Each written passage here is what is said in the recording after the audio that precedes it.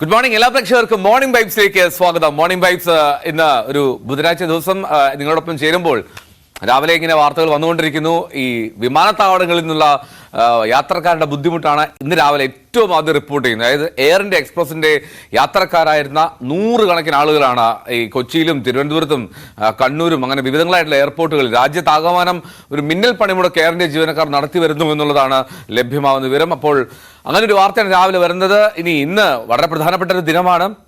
SSLC പരീക്ഷ എഴുതിയിരിക്കുന്ന കുട്ടികൾ ഇങ്ങനെ ആകാംക്ഷയുടെ ഉറ്റുനോക്കുന്ന ദിനമാണ്. ഇന്ന് SSLC പരീക്ഷാ ഫലം പ്രഖ്യാപിക്കും. വൈകിട്ട് 3 മണിക്കാണ് ഫലപ്രഖ്യാപനം. അപ്പോൾ പരീക്ഷ എഴുതിയ എല്ലാ മിടുക്കന്മാർക്കും മിടുക്കികൾക്കും എല്ലാവിധ ആശംസകളും നേരുന്നു. എല്ലാ മാർക്ക് വാങ്ങി അടിപൊളിയായിട്ട് +2ലേക്കും ഒക്കെ കയറാൻ കഴിയട്ടെ. ഇനി രാഷ്ട്രീയ വാർത്തകൾ നോക്കുക കഴിഞ്ഞാൽ ഇന്ന് കെ സുധാകരൻ KPCC അധ്യക്ഷനെ ചുമതല അത് വീണ്ടും ഏറ്റെടുക്കുകയാണ്. ഇന്ന് രാവിലെ 10:30 തിരുവനന്തപുരത്തെത്തി അദ്ദേഹം ചുമതല ഏറ്റെടുക്കും. ആക്ടിംഗ് പ്രസിഡന്റ് എം ഹസനിൽ ചുമതല അത് ഏറ്റെടുക്കുമെന്നുള്ളതാണ് ലഭ്യമാകുന്ന വിവരം. അതിന്റെ വിവരങ്ങൾ ഡാൻ കുര്യൻ പങ്കുവയ്ക്കും. അങ്ങനെ നിരവധിയായിട്ടുള്ള വാർത്തകൾ. ഹരിയാനയിൽ വലിയ രാഷ്ട്രീയ കോലിളക്കങ്ങൾ നടക്കുന്നു. അവിടെ പോളിംഗ് ആയിട്ടില്ല ലോക്സഭാ തെരഞ്ഞെടുപ്പിന്റെ. അതിനു മുമ്പ് തന്നെ അവിടെ സംസ്ഥാന സർക്കാരിന് ഭൂരിപക്ഷം നഷ്ടമായ സാഹചര്യം BJP അല്പം ആശങ്കയിൽ നിൽക്കുകയാണ് ഹരിയാനയിൽ. അപ്പോൾ അതൊക്കെ നമ്മൾ വിശദമായി നമുക്ക് നോക്കാം. നമ്മൾ ആദ്യം നോക്കുകയാണ് എയർ ഇന്ത്യ എക്സ്പ്രസ് മുടങ്ങിയത് എന്താണ് കാരണം എന്നുള്ളത്. വിമാനങ്ങൾ അത് മുന്നറിയിപ്പില്ലാതെയാണ് റദ്ദാക്കിയത്. നെടുമ്പാശ്ശേരിയിൽ നിന്നും തിരുവനന്തപുരത്ത് നിന്നും കണ്ണൂരിൽ നിന്നുള്ള വിമാനങ്ങളാണ് റദ്ദാക്കിയത്. ഇതോടെ അബുദാബി, ഷാർജ, മസ്കറ്റ് എന്നിവിടങ്ങളിലേക്കുള്ള യാത്രക്കാർ വലയുകയാണ്. രാജ്യവ്യാപകമായി എയർ ഇന്ത്യ ജീവനക്കാർ പണിമുടക്കുന്നതായിട്ടാണ് സൂചന. ഷാർജയിലേക്കാണ്ട് പോകുന്ന ഫ്ലൈറ്റ് ബോർഡിംഗ് പാസ് കിട്ടി സെക്യൂരിറ്റി ചെക്കിംഗ് ഒക്കെ ചെയ്ത് ഗേറ്റിൻ്റെ അടുത്ത് എത്തിയപ്പോഴാണ് അവർക്കൊരു ഇൻഫർമേഷൻ വരുന്നത് ഷാർജയിലേക്കുള്ള ഫ്ലൈറ്റ് ക്യാൻസൽ ചെയ്ത്. അപ്പോൾ ആളുകൾ ഭയങ്കര പ്രശ്നത്തിലാണുള്ളത്. ഒന്നാമത്തെ കാര്യം അവരെല്ലാ സെക്യൂരിറ്റി ചെക്കിനെ എല്ലാം ക്ലിയറൻസ് ചെയ്തു. പറയുന്ന കാര്യം എന്ന് വെച്ച് കഴിഞ്ഞാൽ all over India Air India എക്സ്പ്രസിൻ്റെ ക്യാബിൻ ക്രൂവിൻ്റെ സ്ട്രൈക്ക് നടക്കുകയാണ്. അതുമായിട്ട് ബന്ധപ്പെട്ട് ഫ്ലൈറ്റൊക്കെ ഓപ്പറേഷൻ റീസൺ കാരണം ക്യാൻസൽ ആക്കിയാണ്. നാളെ ജോലിക്ക് പങ്കെടുക്കേണ്ടവരുണ്ട്, നാളെ വിസ ക്യാൻസൽ ആകുന്നവരുണ്ട്. ഒരുപാട് പേരുടെ അധ്വാനം അല്ലെങ്കിൽ ഒരുപാട് പേരുടെ സ്വപ്നം അതൊക്കെ ഇവിടെ അസ്തമിക്കുകയാണ്. ഇനി എന്താണ് അവർക്ക് എങ്ങനെ പോകാൻ പറ്റുമെന്നതിനെ കുറിച്ച് കൃത്യമായൊരു ധാരണയില്ല. ഇപ്പോൾ ഈ ഷാർജയിലേക്കുള്ള ഫ്ലൈറ്റ് എയർ ഇന്ത്യ ക്യാൻസൽ ആക്കിയതിനു ശേഷം നിങ്ങൾ എത്ര പൈസന്റെ ടിക്കറ്റ് എടുത്തതാണ്? ഇപ്പം 37,000 രൂപ ഇൻഡിഗോയുടെ ഫ്ലൈറ്റ്. ഞാൻ അബുദാബിക്ക് എടുത്തതാണ് ആദ്യം എയർ ഇന്ത്യ എക്സ്പ്രസ്. ഇവിടെ വന്നപ്പോൾ എനിക്ക് മനസ്സിലായി ഈ സിറ്റുവേഷനാണ്, രണ്ടും ഡിലേ ആണ്. അന്നേരം അബുദാബിക്കുള്ളത് ഞാൻ ക്യാൻസൽ ചെയ്തിട്ട് ക്യാൻസൽ ചെയ്യാമെന്നൊരു പറയുന്നു. അവിടെ താഴെ അടി നടക്കുക. ഞാൻ അപ്പോഴത്തേക്ക് ഇൻഡിഗോയുടെ ഫ്ലൈറ്റ് ഒരു ടിക്കറ്റ് ഫ്രീ ഉണ്ട്. അവർ പറഞ്ഞു ഇപ്പം ബുക്ക് ചെയ്യാൻ പറഞ്ഞു. ഓൺലൈനിൽ ഞാൻ ബുക്ക് ചെയ്തു. 37,000 രൂപ കൊടുത്തു, ടിക്കറ്റ് എടുത്തു. ഈ ഫ്ലൈറ്റിന് പോകണ്ടേ, നാളെ രാവിലെ ജോലിക്ക് കയറേണ്ടതാണ്. കമ്പനിയിൽ നിന്ന് നാളെ ഇപ്പം ജോയിൻ ചെയ്യുന്നതുകൊണ്ട് മെസ്സേജ് വന്ന് നമ്മൾ അതെ ഇപ്പം നേരത്തെ പറഞ്ഞ് 12:40 കിട്ടുമെന്ന് പറഞ്ഞു. പിന്നെ പറഞ്ഞു 1 മണിക്കെന്ന് പറഞ്ഞു. പിന്നെ അബദ്ധത്തിൽ എങ്ങനെ ഒരു കാരുണ്യത്തിൽ ഒരു ബ്രെഡും ഇതൊക്കെ തന്നു. അത്രയെങ്കിലും അവർ ചെയ്തു. പക്ഷേ പെട്ടെന്ന് പറഞ്ഞ് ഫ്ലൈറ്റ് ക്യാൻസൽ ആയിരുന്നു. പ്രശ്നത്തിൽ ഇപ്പോൾ ആൾക്കാർ ചാവേറാകാൻ പോകുന്നുണ്ട്. അബദ്ധത്തിൽ കയറി പ്രശ്നം ഉണ്ടാക്കുക, അവനെന്തൊരു പോലീസ് കേസിൽ എന്തൊരു പെടുകയും ചെയ്യും. ഗുരുതരമായിട്ടുള്ള സാഹചര്യമാണ്. പ്രത്യേകിച്ചും ഈ പ്രവാസികളായിട്ടുള്ള നിരവധിയായിട്ടുള്ള ആളുകൾ അവരുടെ വിസ കാലാവധി കഴിയുന്ന സാഹചര്യമുണ്ട്.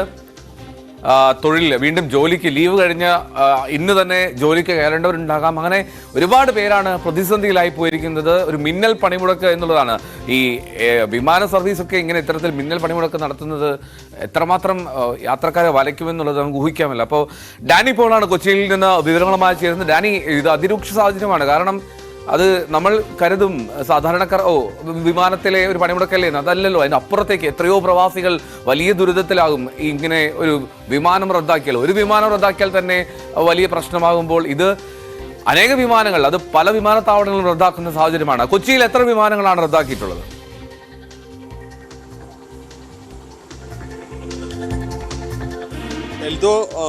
വലിയ രീതിയിൽ യാത്രക്കാരെ വലയുകയാണ്. കൊച്ചിയിലേക്ക് വരികയാണെങ്കിൽ നിലവിൽ അറിയാൻ കഴിയുന്നത് 4 വിമാനങ്ങൾ റദ്ദാക്കിയതിൻ്റെ പട്ടികയിൽ പെടുന്നുവെന്നതാണ്. ഇതിൽ പുലർച്ചെ 2:05 പുറപ്പെടേണ്ട ഷാർജ വിമാനവും 8 പുറപ്പെടേണ്ട ബഹ്റിൻ വിമാനവും റദ്ദാക്കിയതായിട്ട് ഏതാണ്ട് സ്ഥിരീകരണം വന്നിട്ടുണ്ട്.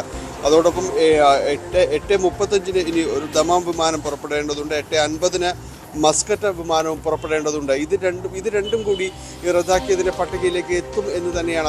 അതിലെയും സമരം ബാധിച്ചിട്ടുണ്ട്. നിലവിൽ ആദ്യ 2 വിമാനങ്ങൾ റദ്ദാക്കിയതായിട്ട് സ്ഥിരീകരണം വന്നിട്ടുണ്ട്. മറ്റു വിമാനങ്ങളിലെയും യാത്രക്കാർ ഇത് സമാനമായ രീതിയിൽ തന്നെയാണ് ഇതൊരു അവസ്ഥ കടന്നു പോകുന്നത്. അവരോടും കൃത്യമായ രീതിയിലൊരു പ്രതികരണങ്ങൾ എയർ ഇന്ത്യ എക്സ്പ്രസ് അധികൃതരുടെ ഭാഗത്തു നിന്നുണ്ടായിട്ടില്ല. ഇതിൻ്റെ ഔദ്യോഗികമായ ഒരു കാരണം ഇതുവരെയും അറിവായിട്ടില്ലെങ്കിലും ക്യാബിൻ ക്രൂവിൻ്റെ ഒരു സമരവും മിന്നൽ പണിമുടക്കാണ് ഇതിനെ ബാധിച്ചത്. ഈ വിമാനങ്ങൾ റദ്ദ് ചെയ്യേണ്ട ഒരു അവസ്ഥയിലേക്ക് എത്തിയതെന്നാണ് മനസ്സിലാക്കാൻ സാധിക്കുന്നത്. അതോടൊപ്പം തന്നെ കൊച്ചിയിൽ ഇന്ന് എത്തേണ്ട എയർ ഇന്ത്യ എക്സ്പ്രസ് വിമാനങ്ങളും റദ്ദാക്കിയതായിട്ട് തന്നെയാണ് മനസ്സിലാകുന്നത്. ഷാർജ, മസ്കറ്റ്, ദമാം, ബഹ്റിൻ എന്നിവിടങ്ങളിൽ എത്തേണ്ട എയർ ഇന്ത്യ എക്സ്പ്രസ് വിമാനങ്ങളും ഇതുവരെയും ഇവിടേക്ക് എത്തിച്ചേർന്നിട്ടുമില്ല. അതുകൊണ്ട് തന്നെ ഇത് വലിയ രീതിയിൽ യാത്രക്കാരെ വലയ്ക്കുന്നു എന്നതാണ്. ഇവരുടെ ഒരു മിന്നൽ പണിമുടക്ക് നിരവധി പേരുടെ പ്രതീക്ഷകളും സ്വപ്നങ്ങളും എല്ലാം തന്നെയാണ് ഇത് ഇല്ലാതാക്കുന്നത്. കാരണം നേരത്തെ യാത്രക്കാർ സംസാരിച്ചതുപോലെ പലരും ജോലിക്കെത്തേണ്ടവരുണ്ട്, തിരിച്ചു പോകുന്നവർ പലരും തന്നെയും അവരുടെ ഒരു വിസ കാലാവധി അടക്കമുള്ള കാര്യങ്ങൾ, ജോലിക്കെത്തേണ്ട കാര്യങ്ങൾ, ജോയിനിങ് ഡേറ്റ് അങ്ങനെ അടക്കമുള്ള നിരവധിയായ വിഷയങ്ങളുണ്ട്. അപ്പോൾ അവരെല്ലാം തന്നെ ഇത് പ്രതികൂലമായി ബാധിക്കുന്നു എന്നതാണ്. അതുമാത്രവുമല്ല, ഇതിന് എന്താണ് ഒരു സൊല്യൂഷൻ എന്നത് ഇപ്പോഴും മുന്നോട്ട് വയ്ക്കുന്നില്ല എന്നതാണ്.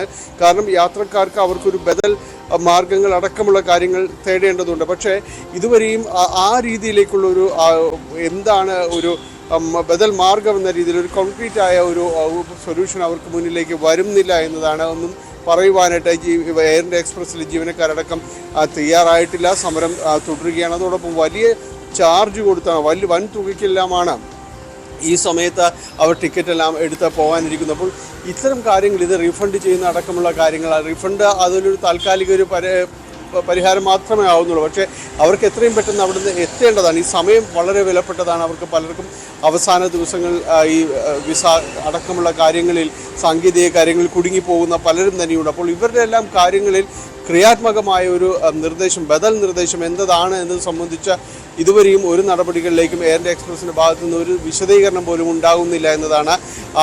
കടുത്ത പ്രതിഷേധം തന്നെയാണ് കൊച്ചി വിമാനത്താവളത്തിലെല്ലാം തന്നെ കാണാൻ സാധിക്കുന്നത്. വലിയ രീതിയിൽ യാത്രക്കാർ രോഷാകുലരാണ്. കാരണം എല്ലാവരെയും തന്നെ ചെക്കിൻ കഴിഞ്ഞ് അകത്തേക്ക് കയറി അപ്പോഴാണ് ഈ ഇത്തരം കാര്യങ്ങളെല്ലാം തന്നെ അറിയുന്നത്. വിമാനം വൈകുന്നു എന്നതടക്കമുള്ള കാര്യമായിരുന്നു ആദ്യം മനസ്സിലാകുന്നത്. പക്ഷേ പിന്നീട് ഈ വിമാനം തന്നെ റദ്ദ് ചെയ്യുന്നൊരവസ്ഥയിലേക്ക് പോകുന്നു കാര്യങ്ങൾ. അതോടുകൂടിയാണ് ഇവർ എയർ ഇന്ത്യ എക്സ്പ്രസ് അവരുടെ ഓഫീസുകളുമായി ബന്ധപ്പെടുന്നു. എന്താണ് സംഭവിച്ചതെന്ന് അറിയില്ല, കൃത്യമായൊരു വിശദീകരണം നൽകാൻ അവർക്കറിയില്ല. പിന്നീടാണ് അനൗദ്യോഗികമായി ഈ കാര്യങ്ങളെല്ലാം അറിയാനായിട്ട് സാധിക്കുന്നത്. ജീവനക്കാരുടെ ഒരു മിന്നൽ പണിമുടക്കിലേക്ക് കടന്നിരിക്കുന്നു. അതിൻ്റെ ഭാഗമായിട്ടാണ് ഇപ്പോൾ തങ്ങൾ അനുഭവിക്കുന്ന ഈ വൈഷമ്യങ്ങളിൽ നിന്ന് അവർക്ക് മനസ്സിലാക്കാൻ സാധിക്കുന്നത്. പക്ഷേ ഇവരുടെ ഈ രീതിയിലുള്ളൊരു സമരവും നിസ്സഹനവും എല്ലാം മൂലം നിരവധി നൂറുകണക്കിനായ യാത്രക്കാരാണ് പ്രതിസന്ധിയിലാകുന്നത്. ഭൂരിഭാഗവും തന്നെ ഈ ജോലിയും കാര്യങ്ങളും എല്ലാം തന്നെ ബന്ധപ്പെട്ട ഗൾഫ് മേഖലയിലടക്കം സഞ്ചരിക്കുന്നവരാണ്. അതുകൊണ്ട് എന്താണ് അടിയന്തരമായ ഒരു പരിഹാരം എന്നതിനെക്കുറിച്ചാണ് എല്ലാവരും വിമാനത്താവളത്തിൽ പ്രതിഷേധിക്കുന്നവർ പറയുന്നത്. സത്വരമായ വളരെ പെട്ടെന്ന് ഒരു പരിഹാര നടപടികൾ ഉണ്ടാകണമെന്നൊരാവശ്യമാണ്. പക്ഷേ അതിന് ഔദ്യോഗികമായ ഒരു വിശദീകരണം സമരത്തെക്കുറിച്ചോ അല്ലെങ്കിൽ ബദൽ മാർഗങ്ങളെക്കുറിച്ചോ ഇതുവരെയും വന്നിട്ടില്ല. എൽദോ, ഡാനി, ഈ വിമാനം ഇന്ന് മിന്നൽ പണിമുടക്ക്, പക്ഷെ അതിൻ്റെ സൊല്യൂഷൻ എന്താണ് എന്നെങ്കിലും എയർ ഇന്ത്യ വിശദീകരിക്കുന്നുണ്ടോ? ഒരു വരും ദിവസങ്ങളിൽ ടിക്കറ്റ് നൽകാമെന്നോ അല്ലെങ്കിൽ പകരം ഒരു വിമാനം അടുത്ത ദിവസം തയ്യാറാക്കി നൽകാമെന്നോ അല്ലെങ്കിൽ യാത്രക്കാരെ ഹോട്ടലിലേക്ക് മാറ്റാമെന്നോ അങ്ങനെ ഏതെങ്കിലും ഒരു തരത്തിലുള്ള ഒരു സജ്ജീകരണം എയർ ഇന്ത്യ അല്ലെങ്കിൽ വിശദീകരണം എയർ ഇന്ത്യയുടെ ഭാഗത്തുണ്ടാകുന്നുണ്ടോ?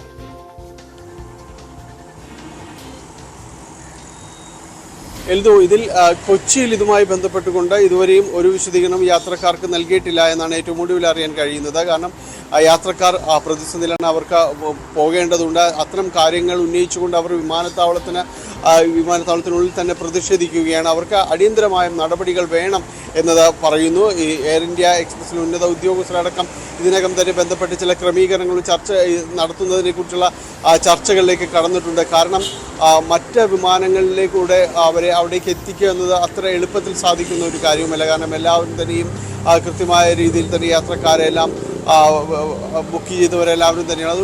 അത്തരം ഒരു ക്രമീകരണങ്ങളിലേക്ക് കടക്കാൻ വളരെ പെട്ടെന്ന് കഴിയില്ല. പക്ഷേ വളരെ അടിയന്തരമായ ബദൽ സംവിധാനങ്ങൾ ഉണ്ടാകേണ്ടതുണ്ട്. അത് ഏത് രീതിയിലാണ് എന്നത് സംബന്ധിച്ചാണ് ചർച്ച നടക്കുന്നത്. കാരണം ഒരു വിമാനം തന്നെ റദ്ദാക്കുമ്പോൾ അതിൽ അത്രയും തന്നെ യാത്രക്കാരുണ്ട്. മുഴുവൻ പേരും തന്നെ ഒരു നിശ്ചിത സ്ഥലത്തേക്ക് പോകാനുള്ളതാണ്. അതുകൊണ്ട് തന്നെ അവർക്ക് കൃത്യമായ രീതിയിലുള്ള യാത്രാമാർഗം ഒരുക്കി കൊടുക്കേണ്ട ബാധ്യത ഇവർക്കുണ്ട്, വിമാന കമ്പനിക്കുണ്ട്. അപ്പോൾ ഇത് എന്ത് ചെയ്യാൻ കഴിയുമെന്നതിനെ സംബന്ധിച്ച് കൊച്ചി വിമാനത്താവളത്തിലടക്കം എയർ ഇന്ത്യ എക്സ്പ്രസുമായി ബന്ധപ്പെട്ടുകൊണ്ട് അടിയന്തരമായ ഒരു ചർച്ചകൾ നടക്കുകയാണ്. അതിലൊരു ബദൽ മാർഗങ്ങൾ വരും മണിക്കൂറിൽ അവർ ഉണ്ടാകുമെന്ന് തന്നെയാണ് പ്രതീക്ഷിക്കുന്നത്. കാരണം ജീവനക്കാരുടെ ഇത്തരം സമരം മൂലം ബലിയാടാകുന്നത് നിരവധിയായ യാത്രക്കാരാണ്. അവരുടെ ജീവിതമാർഗം തന്നെയാണ് പലരുടെയും ഇത്തരമൊരു പ്രതിസന്ധിയിൽപ്പെട്ട ഇല്ലാതാകുന്നത്. അപ്പോൾ അത് ഗുരുതരമായൊരു സാഹചര്യം തന്നെയാണ്. ഇക്കാര്യത്തിൽ ഉന്നതതല ഇടപെടലുകൾ ഉണ്ടാകുമെന്ന് തന്നെയാണ് നമ്മൾ പ്രതീക്ഷിക്കുന്നത്. വിമാനത്താവളങ്ങളിൽ യാത്രക്കാരുടെ പ്രതിഷേധം ഇപ്പോഴും തുടരുകയാണ്. Okay, right. എന്താണെങ്കിലും ഡാനി പോളാണ് വിവരങ്ങൾ നൽകിയത്.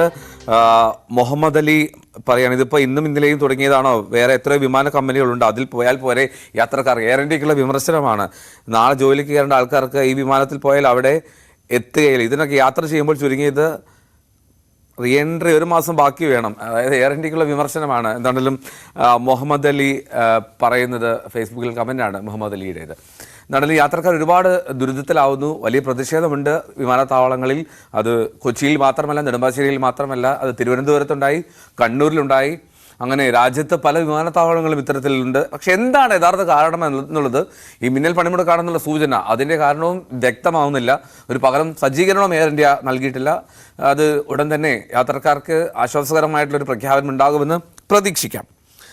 അപ്പോൾ നമ്മൾ മറ്റു വാർത്തകളിലേക്ക് കടക്കും മുമ്പ് എല്ലാ ദിവസവും മോർണിംഗ് വൈബ്സിൽ രാവിലെ നമസ്കാരം പറയുന്ന ഒരാളാണ് കേട്ടോ, പ്രഭാഷ് ഇന്ന് രാവിലെ എത്തിയിട്ടുണ്ട്. പ്രഭാഷ് നമസ്കാരം.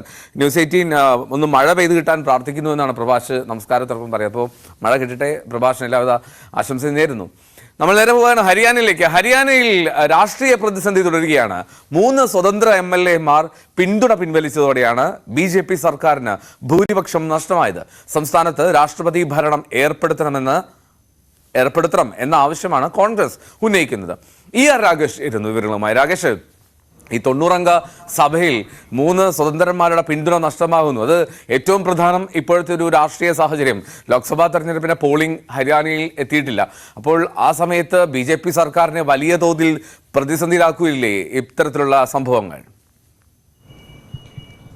എൽദോ, ഈ ലോക്സഭാ തെരഞ്ഞെടുപ്പ് കാലത്ത് BJPയെ വലിയ പ്രതിസന്ധിയിലാക്കുന്നതാണ് ഇപ്പോഴുണ്ടായിരിക്കുന്ന MLA-മാർ, സ്വതന്ത്ര MLA-മാർ പിന്തുണ പിൻവലിച്ച സംഭവം. കാരണം ഹരിയാനയിൽ വോട്ടെടുപ്പ് നടക്കാനിരിക്കുന്ന 10 ലോക്സഭാ സീറ്റുകളിലേക്ക് വോട്ടെടുപ്പ് നടക്കാനിരിക്കുന്നത് ഈ മാസം 25-ാം തീയതിയാണ്. അതിനിടയിലാണ് ഇപ്പോൾ 3 സ്വതന്ത്ര MLA-മാർ BJP സർക്കാരിനുള്ള പിന്തുണ പിൻവലിച്ചത്. ഇതോടുകൂടി സർക്കാർ ന്യൂനപക്ഷമായിരിക്കുകയാണ്. കാരണം 90 അംഗങ്ങളാണ് ഹരിയാന നിയമസഭയുടെ അംഗബലമെങ്കിൽ നിലവിൽ 88 അംഗങ്ങളാണുള്ളത്. ഒന്ന്, കഴിഞ്ഞ മാർച്ചിലാണ് അവിടെ ഭരണമാറ്റം നടന്നത്. അവിടെ മനോഹർലാൽ ഖട്ടാർ രാജിവെച്ചുകൊണ്ട് നയാബ് സിംഗ് സൈനി മുഖ്യമന്ത്രി സ്ഥാനത്തേക്ക് വന്നത്. അങ്ങനെ കർണാലിൽ നിന്നുള്ള MLA ആയിരുന്ന മനോഹർലാൽ ഖട്ടാർ രാജിവെച്ച ഒഴിവുണ്ട്. അവിടെ കർണാലിൽ നിന്നാണ് ഉപതെരഞ്ഞെടുപ്പിൽ മത്സരിക്കാനാണ് നയാബ് സിംഗ് സൈനി തയ്യാറെടുക്കുന്നത്. ഒപ്പം ഒരു സ്വതന്ത്ര MLA BJPയിൽ ചേർന്നിരുന്നു, അയാളും രാജിവെച്ചിരുന്നു. അങ്ങനെ 88 അംഗങ്ങളാണ് നിലവിൽ ഹരിയാന നിയമസഭയിലുള്ളത്. അതിൽ തന്നെ ഇപ്പോൾ 3 പേർ പിന്തുണ പിൻവലിച്ചു. അതോടുകൂടി സർക്കാരിനെ പിന്തുണയ്ക്കുന്ന MLA-മാരുടെ അംഗബലം അത് 43 ചുരുങ്ങിയിരിക്കുകയാണ്. BJPയുടെ MLA-മാർ 40, 2 സ്വതന്ത്രന്മാരും ഒപ്പം HLPയുടെ അംഗം ഉൾപ്പെടെ 43 പേരുടെ പിന്തുണ മാത്രമാണ് ഇപ്പോൾ നിലവിലുള്ളത്. കേവല ഭൂരിപക്ഷത്തിന് വേണ്ടത് 45 അംഗങ്ങളുടെ പിന്തുണയാണ്. അതാണ് ഇപ്പോൾ സർക്കാരിനെ വലിയ പ്രതിസന്ധിയിലാക്കിയിരിക്കുന്നത്. മാത്രമല്ല, ഈ 3 അംഗങ്ങളും കോൺഗ്രസിനെ പിന്തുണയ്ക്കുന്നു എന്നാണ് ഇന്നലെ വാർത്താ സമ്മേളനത്തിൽ അറിയിച്ചിരിക്കുന്നത്. കാരണം കഴിഞ്ഞ 9 വർഷമായി ഇവിടെ BJP ഭരിക്കുന്നു. വിലക്കയറ്റം രൂക്ഷമാണ്, തൊഴിലില്ലായ്മ രൂക്ഷമാണ്. സാധാരണക്കാരായ ജനങ്ങൾ, ഒപ്പം തന്നെ സമൂഹത്തിന്റെ എല്ലാ തട്ടിലുമുള്ള ജനങ്ങൾ സർക്കാരിനെതിരെ വിധി എഴുതാൻ തയ്യാറായി നിൽക്കുന്നു എന്നാണ് ഇവർ വാർത്താ സമ്മേളനത്തിൽ ആരോപിക്കുകയും ചെയ്തിട്ടുള്ളത്. ഏതായാലും കോൺഗ്രസ് ഇപ്പോൾ ആവശ്യപ്പെട്ടിരിക്കുന്നത് രാഷ്ട്രപതി ഭരണം ഏർപ്പെടുത്തണം, ഒപ്പം നിയമസഭ പിരിച്ചുവിട്ടുകൊണ്ട് തെരഞ്ഞെടുപ്പിലേക്ക് പോകണം എന്നൊരു ആവശ്യമാണ് ഇന്നലെ കോൺഗ്രസ് മുന്നോട്ട് വെച്ചിരിക്കുന്നത്. ഏതായാലും സാധാരണഗതിയിൽ കഴിഞ്ഞൊരു 10 വർഷം എടുക്കുകയാണെങ്കിൽ രാജ്യത്തെ പല ഭാഗങ്ങളിലും ഓപ്പറേഷൻ ലോട്ടസ് ആണ് കണ്ടിരുന്നെങ്കിൽ ഇപ്പോൾ BJPയെ പിന്തുണയ്ക്കുന്ന 3 സ്വതന്ത്രന്മാരെ ഒപ്പം നിർത്താൻ കോൺഗ്രസിന് സാധിച്ചിരിക്കുന്നു. ഹരിയാനയിൽ അത്തരമൊരു രാഷ്ട്രീയ നീക്കമാണ് ഈ ഘട്ടത്തിൽ നടന്നിരിക്കുന്നത്. ഏതായാലും ഹരിയാനയിൽ നിയമസഭാ തെരഞ്ഞെടുപ്പ് നടക്കേണ്ടത് ഈ വർഷം അവസാനമാണ്. അപ്പോൾ 6 മാസത്തിൽ താഴെ മാത്രമാണ് നിയമസഭയുടെ കാലാവധി ഉള്ളത്. ആ ഒരു ഘട്ടത്തിൽ JJPയുമായി സഖ്യമുണ്ടാക്കാനുള്ള സാധ്യതയുണ്ടോ എന്നടക്കമുള്ള കാര്യങ്ങളും കോൺഗ്രസ് പരിശോധിക്കണം. പക്ഷേ അതിന് സാധ്യത കുറവാണ് എന്നാണ് കോൺഗ്രസ് വൃത്തങ്ങൾ പറയുന്നത്. കാരണം കഴിഞ്ഞ 4.5 വർഷം സർക്കാരിന്റെ ഭാഗമായിരുന്നു JJP. അപ്പോൾ അങ്ങനെ ഒരു പാർട്ടിയുമായി ഈ അവസാന ഘട്ടത്തിൽ സഖ്യമുണ്ടാക്കുന്നത് ഗുണം ചെയ്യില്ല എന്നൊരു വിലയിരുത്തൽ കൂടി കോൺഗ്രസിനുണ്ട്. ഏതായാലും വലിയ പ്രതിസന്ധി തുടരുകയാണ്. ഈ സ്വതന്ത്രന്മാരെ അന്വയിപ്പിക്കാനുള്ള നീക്കം BJPയുടെ ഭാഗത്ത് നടക്കുന്നുമുണ്ട്. എൽദോ, രാകേഷ്, 90-അംഗ സഭയാണ്. അതിൽ ഭരണപക്ഷത്തിന് ഇപ്പോൾ 42 സീറ്റ്, പ്രതിപക്ഷത്ത് 46 സീറ്റും. അവിടെയുമുണ്ട് 5 സ്വതന്ത്രന്മാർ. അപ്പോൾ ഈ BJPക്ക് ഓപ്ഷൻസ് ഉണ്ട്. അവരുടെ ഒരു ഓപ്പറേഷൻ ലോട്ടസ്, അത് നമ്മൾ പല സംസ്ഥാനങ്ങളും കണ്ടതാണല്ലോ. അപ്പോൾ സാധ്യതയും തെളിയാൻ അല്ലെങ്കിൽ അത്തരത്തിൽ ഉരുത്തിരിഞ്ഞ് വരാനുള്ള സാധ്യതയുമുണ്ട്. അപ്പോൾ ഈ എന്താണെങ്കിലും ഈ ലോക്സഭാ തെരഞ്ഞെടുപ്പ് നടക്കുന്ന സമയത്ത് അങ്ങനെ ഒരു ഈസി ആയി അതിനെ ഒഴിവാക്കില്ലല്ലോ. പ്രത്യേകിച്ചും BJP ഹരിയാനയാണ്, ഹരിയാന ഡൽഹിയോട് ചേർന്ന് നിൽക്കുന്ന സംസ്ഥാനങ്ങളിലൊന്ന്. അപ്പോൾ അവിടെയൊക്കെ ഭരണം നഷ്ടമാകുക എന്നുള്ളത് ആലോചിക്കുക പോലും പ്രയാസകരമാണ്. അപ്പോൾ ഈ ഒരു സമയത്തൊരു കൂടുതൽ ഇടപെടൽ ദേശീയ നേതൃത്വത്തിലും ഉണ്ടാകേണ്ട സാഹചര്യം കൂടി ഉണ്ടാവില്ലേ BJPക്ക്? കാരണം എൽദോ ഇത് 2019 മുതലുള്ള കണക്കുകൾ എടുക്കണം അങ്ങനെ നോക്കുമ്പോൾ. കാരണം 2019 BJP 40 സീറ്റാണ് BJPക്ക് ഉണ്ടായിരുന്നത്. അതായത് 90 അംഗ നിയമസഭയിൽ BJP ഒറ്റയ്ക്ക് മത്സരിക്കുന്നു. അവർക്ക് 40 സീറ്റാണ് നേടാൻ സാധിച്ചത്. കേവല ഭൂരിപക്ഷത്തിന് അന്ന് 6 സീറ്റുകളുടെ കുറവുണ്ടായിരുന്നു. ജനനായക് ജനതാ പാർട്ടി, അതായത് JJP എന്ന പാർട്ടി ആ തെരഞ്ഞെടുപ്പിൽ പുതുമുഖമായിരുന്നു, ഒരു പുതിയ പാർട്ടിയായിരുന്നു ആ തെരഞ്ഞെടുപ്പിനെ സംബന്ധിച്ചത്. പക്ഷെ അവർ വലിയ മുന്നേറ്റം ഉണ്ടാക്കി. പ്രത്യേകിച്ച് INLD പിളർന്നുകൊണ്ട് രൂപീകരിച്ച പാർട്ടിയാണ് JJP. അവർ 10 സീറ്റുകൾ നേടുന്നു. തുടർന്ന് JJPയുമായി സഖ്യമുണ്ടാക്കിക്കൊണ്ടൊരു ഭരണമാണ് കഴിഞ്ഞ 4.5 വർഷവും BJP ഹരിയാനയിൽ നടത്തിയത്. ഒപ്പം സ്വതന്ത്രരുടെ പിന്തുണയും ആ സർക്കാരിനുള്ളത് കൊണ്ട് തന്നെ സർക്കാരിന് യാതൊരു പ്രതിസന്ധിയും ഉണ്ടായിരുന്നില്ല. പക്ഷേ ലോക്സഭാ തെരഞ്ഞെടുപ്പിലെ സീറ്റ് നിർണയത്തിൽ JJPയുമായുള്ള സഖ്യം ഒരു ഘട്ടത്തിൽ BJP അവസാനിപ്പിക്കുകയാണ്. കാരണം 2 സീറ്റാണ് അവർ ആവശ്യപ്പെട്ടിരുന്നത്. ഹിസാർ ഉൾപ്പെടെ 2 സീറ്റുകൾ അവർ ആവശ്യപ്പെട്ടിരുന്നത്. അത് നൽകാൻ കഴിയില്ലെന്ന് BJP നിലപാടെടുക്കുകയും തുടർന്ന് ഈ സഖ്യം അവസാനിപ്പിക്കുന്നതായി BJP തന്നെ പ്രഖ്യാപിക്കുകയും ചെയ്തതാണ്. ആ ഘട്ടത്തിലാണ് മുഖ്യമന്ത്രി അടക്കം മാറ്റിക്കൊണ്ട് പുതിയ മുഖ്യമന്ത്രിയെ നായബ് സിംഗ് സൈനിയെ മുഖ്യമന്ത്രിയെ അവിടെ കൊണ്ടുവരികയും ചെയ്തു. അപ്പോഴും ഈ സർക്കാരിനെ തുണയായിരുന്നത് സ്വതന്ത്രന്മാരായിരുന്നു. ആ സ്വതന്ത്രന്മാരാണ് ഇപ്പോൾ ഏതായാലും സർക്കാരിനെ തള്ളിപ്പറഞ്ഞുകൊണ്ട് രംഗത്ത് വന്നിരിക്കുന്നതെന്നാണ് സർക്കാരിനെ പ്രതിസന്ധിയിലാക്കിയത്. കാരണം 40 BJP MLAമാർ, 6 സ്വതന്ത്രർ, ഒപ്പം തന്നെ HLPയുടെ ഒരു അംഗം, അങ്ങനെയായിരുന്നു ഈ സർക്കാർ നിലനിന്ന് പോന്നിരുന്നത്. അതിൽ ഇപ്പോൾ 3 സ്വതന്ത്രർ കോൺഗ്രസിനൊപ്പം ചേർന്നതോടുകൂടിയാണ് സർക്കാർ പ്രതിസന്ധിയിലായിരിക്കുന്നത്. ഏതായാലും എൽദോ സൂചിപ്പിച്ച പോലെ തന്നെ പല നീക്കങ്ങളും നടത്താനുള്ള സാധ്യത തള്ളിക്കളയാൻ കഴിയില്ല. പ്രത്യേകിച്ച് ഈ സർക്കാർ ഈ ലോക്സഭാ തെരഞ്ഞെടുപ്പ് കാലത്ത് സർക്കാർ താഴെ വീണത് BJPയെ സംബന്ധിച്ച് ഒട്ടും ചിന്തിക്കാൻ കഴിയാത്ത കാര്യമാണ്. അപ്പോൾ ആ സർക്കാരിനെ നിലനിർത്താനുള്ള എല്ലാ ശ്രമങ്ങളും BJP നേതൃത്വത്തിന്റെ ഭാഗത്ത് നടക്കും. സ്വാഭാവികമായും വരും മണിക്കൂറുകളിൽ കേന്ദ്ര നിരീക്ഷകരെ അടക്കം അവിടേക്ക് അയക്കാനുള്ള സാധ്യതയും തള്ളിക്കളയാൻ കഴിയില്ല. Okay, right. രാകേഷാണ് വിവരങ്ങൾ നൽകിയത്. ഹരിയാനയിൽ രാഷ്ട്രീയ പ്രതിസന്ധിയുണ്ട്. അവിടെ സർക്കാർ ഭൂരിപക്ഷം നഷ്ടമായ സാഹചര്യമാണ്. 3 സ്വതന്ത്ര MLAമാരാണ് BJP സർക്കാരിന്റെ പിന്തുണ പിൻവലിച്ച് ഇപ്പോൾ പ്രതിപക്ഷത്തിനൊപ്പം അല്ലെങ്കിൽ കോൺഗ്രസിന് പിന്തുണ പ്രഖ്യാപിച്ച് നിൽക്കുന്നത്. കുപ്രസിദ്ധ ഗുണ്ടാ തലവൻ പെരുമ്പാവൂർ അനസിന്റെ അനുയായികളുടെ വീട്ടിലെ റെയ്ഡിൽ നിരവധി ആയുധങ്ങളാണ് കണ്ടെത്തിയത്. പോലീസിന്റെയും ATSന്റെയും പരിശോധനയിൽ റിയാസിന്റെ മാഞ്ഞാലിയിലെ വീട്ടിൽ നിന്ന് 4 തോക്കുകൾ കണ്ടെത്തിയിരുന്നു. ഇവ പെരുമ്പാവൂർ അനസിന്റേതാണ് എന്നാണ് റിയാസിന്റെ മൊഴി. വിദേശത്തുള്ള അനസിനെ നാട്ടിലെത്തിക്കാൻ ശ്രമം തുടരുകയാണ്. ന്യൂസ് 18 പുറത്തുവിട്ട വാർത്തകളുടെ ചൂട് പിടിച്ചാണ് പോലീസിന്റെയും ATSന്റെയും അന്വേഷണം. ഡാനി പോളാണ് കൊച്ചിയിൽ നിന്ന് വിവരങ്ങൾ ചേരുന്നത്. ഡാനി, ന്യൂസ് 18 അങ്ങനെ അത്തരത്തിൽ വാർത്ത പുറത്തുവിട്ട് പിന്നാലെ ഈ അനസിനെ കൊടുക്കുക അല്ലെങ്കിൽ അനസിനെ കൃത്യമായും ട്രാക്ക് ചെയ്യുക എന്നുള്ള തരത്തിലേക്ക് എത്തുന്ന സാഹചര്യത്തിലേക്ക് എത്തിയിട്ടുണ്ട്. ഏറ്റവും ഒടുവിൽ അപ്ഡേഷൻ എന്താണ് ഈ വാർത്തയിൽ? ATSന് നാട്ടിലേക്ക് എത്തിക്കാൻ കഴിയുമോ പെരുമ്പാവൂർ അനസ് എന്ന് പറയുന്ന ഈ കുപ്രസിദ്ധ ഗുണ്ടേ?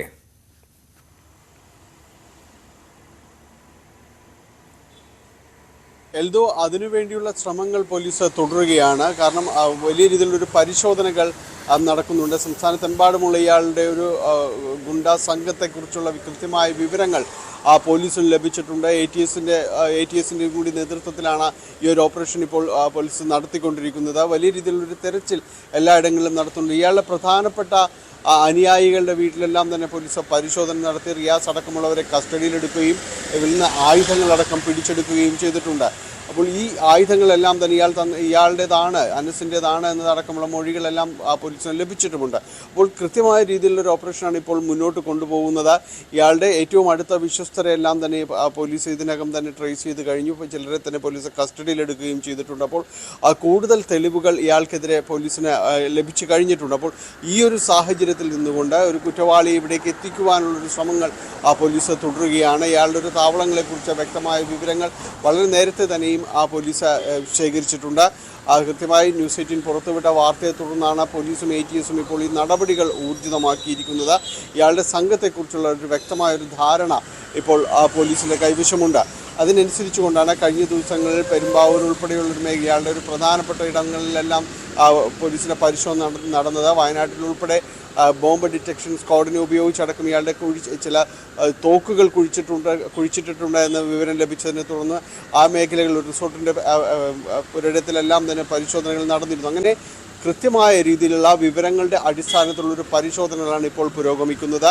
വിശ്വസ്തരെ അടക്കം കസ്റ്റഡിയിൽ എടുത്തു കഴിഞ്ഞിട്ടുണ്ട്. ഇവർ നൽകിയ വിവരങ്ങളുടെ അടിസ്ഥാനത്തിൽ, മൊഴികളുടെ അടിസ്ഥാനത്തിലാണ് ഇപ്പോൾ കേസ് മുന്നോട്ട് കൊണ്ടുപോകുന്നത്. കൂടുതൽ അനുയായികൾ, വിശ്വസ്തരെല്ലാം തന്നെ പോലീസ് കസ്റ്റഡിയിലെടുത്ത ശേഷം അതൊരു സമ്മർദ്ദമാക്കി മാറ്റിക്കൊണ്ട് ഇയാളെ പുറത്തു കൊണ്ടുവരാൻ കഴിയുമെന്ന ധാരണയിലാണ് മുന്നോട്ട് പോകുന്നത്. ഇയാളുടെ മുഴുവൻ ചെയ്തികളെക്കുറിച്ചും പോലീസ് പരിശോധിക്കുന്നുണ്ട്, ATS അടക്കം പരിശോധിക്കുന്നുണ്ട്. ഏതെല്ലാം രീതിയിലാണ് പണം കൈകാര്യം ചെയ്തത്, അതോടൊപ്പം തന്നെ ആരുടെയെല്ലാം പണം ഇയാൾ കൈകാര്യം ചെയ്തിട്ടുണ്ട് എന്നതടക്കമുള്ള കാര്യങ്ങൾ കൂടി പോലീസ് പരിശോധിച്ചു വരികയാണ്.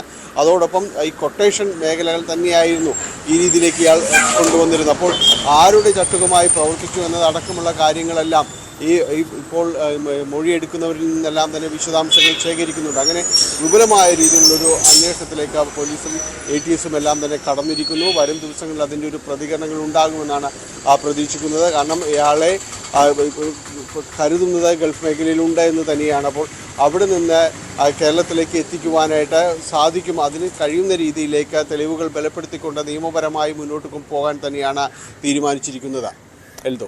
Okay, right. ഡാനി പോളാണ് വിവരങ്ങൾ നൽകിയത്. ഡാനി, ഞാൻ ഒരു കാര്യം ചോദിക്കട്ടെ, കൊച്ചിയിലെ ബാക്കിലത്തെ വിഷയം കണ്ടിട്ടാണ് ഇപ്പോൾ ബസ് ഇങ്ങനെ ചേർന്ന് പോയപ്പോഴാണ് പെട്ടെന്ന് ഓർത്തത്. നോക്കിയത് ഒന്ന് ഇരുണ്ടിരിക്കുന്നു, മഴക്കാലം എന്തെങ്കിലും ഉണ്ടോ, മഴയ്ക്കുള്ള സാധ്യതയുണ്ടോ? ഇപ്പോൾ യൂട്യൂബിൽ ബിന്ദു ബൈജു ചോദിക്കുകയാണ് മഴക്കാലം തുടങ്ങുകയാണോ എന്നൊക്കെ. ഡാനിയുടെ ബാക്കിലത്തെ വിഷയം കണ്ടിട്ടാണോ സംശയം? കൊച്ചിയിൽ എങ്ങനെയാണ്, മഴയ്ക്കുള്ള സാധ്യതയുണ്ടോ?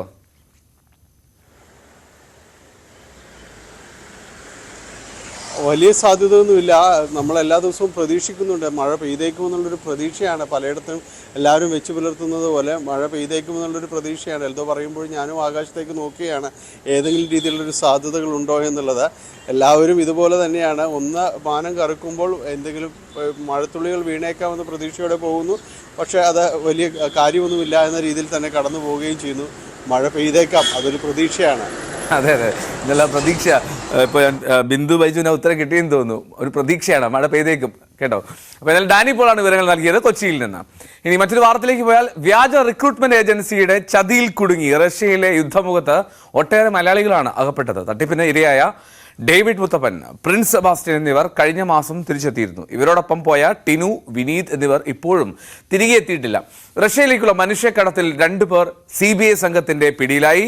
ഇടനിലക്കാരായ അരുൺ, പ്രിയൻ എന്നിവരെയാണ് CBI ഡൽഹി യൂണിറ്റ് അറസ്റ്റ് ചെയ്തത്. VV വിനോദ് നൽകും വിവരങ്ങൾ. വിനോദ, വിശദാംശങ്ങൾ.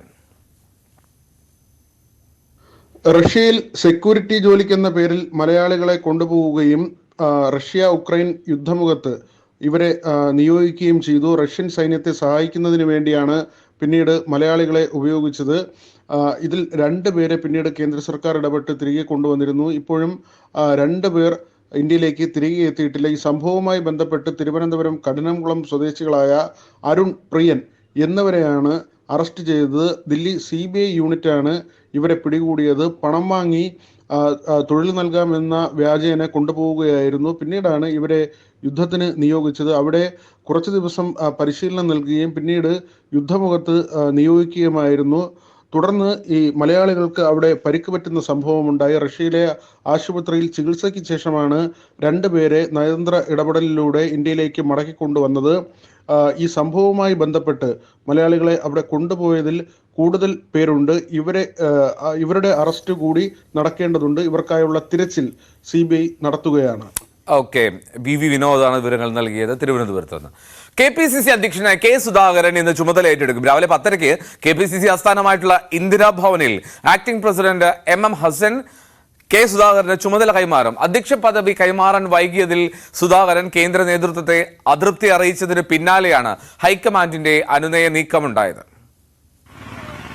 കോൺഗ്രസ് ദേശീയ നേതൃത്വവുമായുള്ള സമ്മർദ്ദ നീക്കങ്ങൾ ഫലം കണ്ടതിന് പിന്നാലെയാണ് K സുധാകരൻ KPCC അധ്യക്ഷനായി ഇന്ന് രാവിലെ ചുമതല ഏറ്റെടുക്കുന്നത്. ഇന്നലെ വൈകിട്ട് തന്നെ അദ്ദേഹം കൊച്ചിയിൽ നിന്ന് തലസ്ഥാനത്തേക്ക് തിരികെ എത്തി. കഴിഞ്ഞ ദിവസം KPCCയുടെ നേതൃയോഗത്തിൽ വെച്ച് തന്നെ KPCC അധ്യക്ഷ പദവിയുടെ ചുമതലയിലേക്ക് മടങ്ങിയെത്താനാകുമെന്ന പ്രതീക്ഷയിലായിരുന്നു K സുധാകരൻ നേതൃയോഗത്തിൽ പങ്കെടുത്തതെങ്കിലും മറിച്ചാണ് സംഭവിച്ചത്. തെരഞ്ഞെടുപ്പിന്റെ എല്ലാ നടപടിക്രമങ്ങളും പൂർത്തിയായി ഫലം വന്നതിന് ശേഷം സുധാകരൻ തൽസ്ഥാനത്തേക്ക് മടങ്ങിയെത്തട്ടെ എന്ന ഒരു നിലപാടിലേക്ക് ഒരു വിഭാഗങ്ങൾ നേതാക്കൾ എത്തുകയായിരുന്നു. ഇതിൽ പ്രകോപിതനായാണ് കെ സുധാകരൻ ഹൈക്കമാൻഡ് നേതൃത്വത്തെ സമ്മർദ്ദത്തിലാക്കിയത്. 3 ദിവസത്തിനകം തന്നെ അധ്യക്ഷ സ്ഥാനത്തേക്ക് തിരികെ കൊണ്ടുവരണം എന്നായിരുന്നു സുധാകരന്റെ സമ്മർദ്ദം. അല്ല എങ്കിൽ കടുത്ത നടപടികളിലേക്ക് കടക്കും എന്നും സുധാകരൻ മുന്നറിയിപ്പ് നൽകി. അതിനു പിന്നാലെയാണ് കേരളത്തിന്റെ ചുമതലയുള്ള AICC സെക്രട്ടറി ദീപാദാസ് മുൻഷി സുധാകരനെ ഫോണിൽ വിളിച്ച് എത്രയും അടുത്ത ദിവസം തന്നെ പദവി ഏറ്റെടുക്കാനുള്ള നിർദ്ദേശം നൽകിയത്. അനുനയ നീക്കങ്ങൾ ഫലം കാണും എന്ന പ്രതീക്ഷയിൽ തന്നെയാണ് ഹൈക്കമാൻഡ് നേതൃത്വമുള്ളത്. അതിനിടെ VD സതീശനും കെ സുധാകരനും തമ്മിലുണ്ടായ ചേരിപ്പോര് അത് വലിയ തരത്തിൽ പാർട്ടി പ്രവർത്തകർക്കിടയിലും ആശയക്കുഴപ്പം സൃഷ്ടിച്ചിട്ടുണ്ട്. തദ്ദേശ തെരഞ്ഞെടുപ്പും നിയമസഭാ തെരഞ്ഞെടുപ്പും ലക്ഷ്യം വെച്ചുകൊണ്ട് ഒരുങ്ങാൻ കഴിഞ്ഞ ദിവസം നടന്ന KPCC നേതൃയോഗത്തിലെ തീരുമാനത്തിന് തൊട്ടു പിന്നാലെയാണ് സുധാകരൻ KPCC അധ്യക്ഷ സ്ഥാനത്തേക്ക് മടങ്ങി വരുന്നതിൽ ഒരു വിഭാഗം നേതാക്കൾ അതൃപ്തി പ്രകടിപ്പിച്ചത്. അതിൽ പ്രതിപക്ഷ നേതാവും ഉണ്ട് എന്നിട്ടുള്ള വിശ്വാസമാണ് സുധാകരൻ ക്യാമ്പിന്. അതുകൊണ്ട് തന്നെ തെരഞ്ഞെടുപ്പിനോട് അടുക്കുന്ന പശ്ചാത്തലം കടന്നു വരുന്ന സാഹചര്യത്തിൽ പ്രശ്നങ്ങൾ രമ്യമായി പറഞ്ഞു തീർത്ത് ഒറ്റക്കെട്ടായി നേതൃത്വത്തെ മുമ്പോട്ട് കൊണ്ടുപോകുക എന്ന വലിയ വെല്ലുവിളി കൂടി ഹൈക്കമാൻഡ് നേതൃത്വത്തിന് മുമ്പിലുണ്ട്. സ്വാഭാവികമായി തെരഞ്ഞെടുപ്പിൽ UDF-ന് നേട്ടമുണ്ടാകുന്ന ഒരു സാഹചര്യമാണ് ഉണ്ടാകുന്നതെങ്കിൽ 19-ൽ നിന്ന് 20 എന്ന കോൺഗ്രസ് ഉയർത്തിപ്പിടിച്ച ലക്ഷ്യം അത് കൃത്യമായി ഫലപ്രഖ്യാപനം വരുമ്പോഴും ഉണ്ടാകുന്ന സാഹചര്യം ഉണ്ടായാൽ അവകാശവാദവുമായി കെ സുധാകരനും രംഗത്തെത്തുന്ന സാഹചര്യം ഉണ്ടാകും. മറിച്ചാണ് സംഭവിക്കുന്നതെങ്കിൽ സ്വാഭാവികമായി സംഘടനാ സംവിധാനത്തിൽ കോൺഗ്രസിനുണ്ടായ പിഴവാണ് തിരിച്ചടിക്ക് കാരണമെന്ന വ്യാഖ്യാനം വരും. അതിന്റെ ഉത്തരവാദിത്വവും KPCC അധ്യക്ഷന്റെ ചുമലിലേക്ക് തന്നെ വരാനുള്ള സാധ്യതയാണ് മുന്നിൽ കാണുന്നത്. എന്തായാലും കെ സുധാകരന്റെ സമ്മർദ്ദ തന്ത്രത്തിന് മുന്നിൽ മുട്ടുമടക്കുന്ന സാഹചര്യമായിരുന്നു നേതൃത്വത്തിന്. എന്താണെങ്കിലും ഇന്ന് അദ്ദേഹം അധ്യക്ഷ സ്ഥാനം ഏറ്റെടുക്കും. വീണ്ടും അധ്യക്ഷ സ്ഥാനത്തേക്ക് എത്തുകയാണ് കെ സുധാകരൻ. പുതിയ പാർട്ടി രൂപീകരണം ചർച്ച ചെയ്യാൻ ജനതാദൾ എസിന്റെ നേതൃയോഗം ഇന്ന് തലസ്ഥാനത്ത് നടക്കും. സംസ്ഥാന പാർട്ടി രൂപീകരിച്ച ശേഷം ഏതെങ്കിലും ദേശീയ പാർട്ടി ലയിക്കണമെന്ന അഭിപ്രായത്തിനാണ് മുൻഗണനയുള്ളത്. എന്നാൽ നേരിട്ട് ദേശീയ പാർട്ടിയുടെ ഭാഗമാകണമെന്ന അഭിപ്രായമുള്ളവരും ഉണ്ട്. NDAയ്ക്കൊപ്പം നിൽക്കുന്ന ദേശീയ നേതൃത്വത്തെ തള്ളിപ്പറഞ്ഞുവെങ്കിലും ഇപ്പോഴും ദേവഗൌഡ നയിക്കുന്ന ജനതാദൾ എസിന്റെ കേരള ഘടകമാണ് ഇടതുമുന്നണിയിലെ ജനതാ പാർട്ടി. പ്രജ്വൽ രേവണ്ണയ്ക്കെതിരായ ലൈംഗിക പീഡന പരാതി കൂടി വന്നതോടെ ദേശീയ പാർട്ടിയുമായുള്ള ബന്ധം എത്രയും വേഗം അവസാനിപ്പിക്കാനുള്ള ശ്രമത്തിലാണ് കേരള ഘടകം. ഈ ചൂട്, മഴ, ഇതൊക്കെ എല്ലാ ദിവസവും രാവിലെ ഇങ്ങനെ നമ്മൾ എഴുന്നേറ്റ് നിന്നിട്ട് സംസാരിക്കുന്നതാണ്. അപ്പോൾ പാലക്കാട് കടുത്ത ചൂട് ഇങ്ങനെ തുടർന്നുകൊണ്ടിരിക്കുകയാണ്. ഈ സാഹചര്യത്തിൽ നിയന്ത്രണങ്ങൾ നീട്ടാനാണ് സാധ്യത. വിദ്യാഭ്യാസ സ്ഥാപനങ്ങൾ പ്രവർത്തിക്കുന്നതിനുൾപ്പെടെ ഇന്ന് വരെ നിയന്ത്രണം ഏർപ്പെടുത്തിയിട്ടുണ്ടായിരുന്നു. രാവിലെ 11 മുതൽ ഉച്ചയ്ക്ക് ശേഷം 3 മണിവരെ പുറം ജോലിയിൽ ഏർപ്പെടുന്നതിനുള്ള നിയന്ത്രണവും തുടരും. ശക്തമായ വേനൽ മഴ ലഭിച്ചാൽ മാത്രമേ നിലവിലെ നിയന്ത്രണം ഒഴിവാക്കാനുള്ള സാധ്യതയുള്ളൂ. കടുത്ത ഉഷ്ണം പാലക്കാട്ടെ ജനജീവിതത്തെ ദുരിതത്തിലാക്കിയിരിക്കുന്നു എന്നുള്ളതാണ്. സംസ്ഥാനത്ത് കൊടും ചൂട് തുടരുകയാണ്. അതിനിടെ ഇന്ന് 2 ജില്ലകളിൽ മഴ മുന്നറിയിപ്പുണ്ട്. ഇടുക്കിയിലും മലപ്പുറത്തുമാണ് മുന്നറിയിപ്പ്. 2 ജില്ലകളിലും യെല്ലോ അലേർട്ടാണ് ഉള്ളത്. അതേസമയം ഇന്ന് മലയോര മേഖലകളിലും വടക്കൻ കേരളത്തിലെ ചിലയിടങ്ങളിലും മഴയ്ക്ക് സാധ്യതയുണ്ട് എന്നുള്ളതാണ് സൂചന. ഞാൻ അത് സൂചിപ്പിച്ചതുപോലെ SSLC പരീക്ഷ എഴുതിയ വിദ്യാർത്ഥികൾ കാത്തിരിക്കുന്ന ദിവസമാണെന്ന്. ഇന്ന് ഫലപ്രഖ്യാപനമുണ്ടാകും. വൈകിട്ട് 3 മണിക്ക് വിദ്യാഭ്യാസ മന്ത്രി വി ശിവൻകുട്ടി ഫലം പ്രഖ്യാപിക്കും. THSLC, AHSLC പരീക്ഷാഫലങ്ങളും ഇതോടൊപ്പം പ്രസിദ്ധീകരിക്കും. 4,27,105 വിദ്യാർത്ഥികളാണ് പരീക്ഷ എഴുതിയത്. കഴിഞ്ഞ വർഷം 99.7% റെക്കോർഡ് വിജയമാണ് SSLCയിൽ ഉണ്ടായിരുന്നത്. ഹയർ സെക്കൻഡറി പരീക്ഷയുടെ ഫലപ്രഖ്യാപനം അത് നാളെ നടക്കും.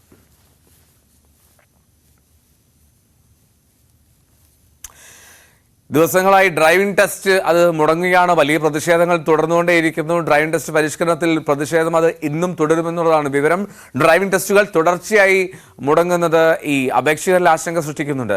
ഡ്രൈവിംഗ് സ്കൂൾ അസോസിയേഷന്റെ ടെസ്റ്റ് ബഹിഷ്കരണം 6ാം ദിവസവും തുടരുകയാണ്. ടെസ്റ്റിനോട് സഹകരിക്കില്ല എന്നുള്ള നിലപാടിൽ ഉറച്ചു നിൽക്കുകയാണ് CAT ഒഴികെയുള്ള സംഘടനകൾ. പരിഷ്കരണ സർക്കുലർ പിൻവലിക്കണമെന്നാണ് ആവശ്യം. തിരുവനന്തപുരം മുട്ടത്തറയിൽ കഴിഞ്ഞ ദിവസം INTUC-യും സ്വതന്ത്ര സംഘടനയും പന്തല് കെട്ടി സമരം നടത്തിയിരുന്നു. ഉദ്യോഗസ്ഥരും സമരക്കാരും തമ്മിൽ വാക്കുതർക്കവും ഉണ്ടായി.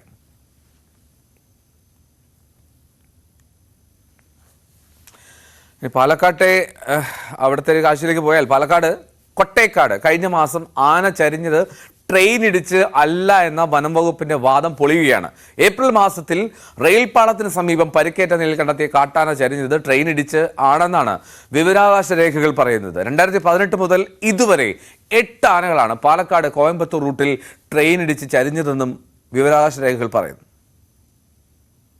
ഏപ്രിൽ 10-നാണ് കൊട്ടേക്കാട് ഗുരുതരമായി പരിക്കേറ്റ നിലയിൽ കാട്ടാനയെ കണ്ടെത്തിയത്.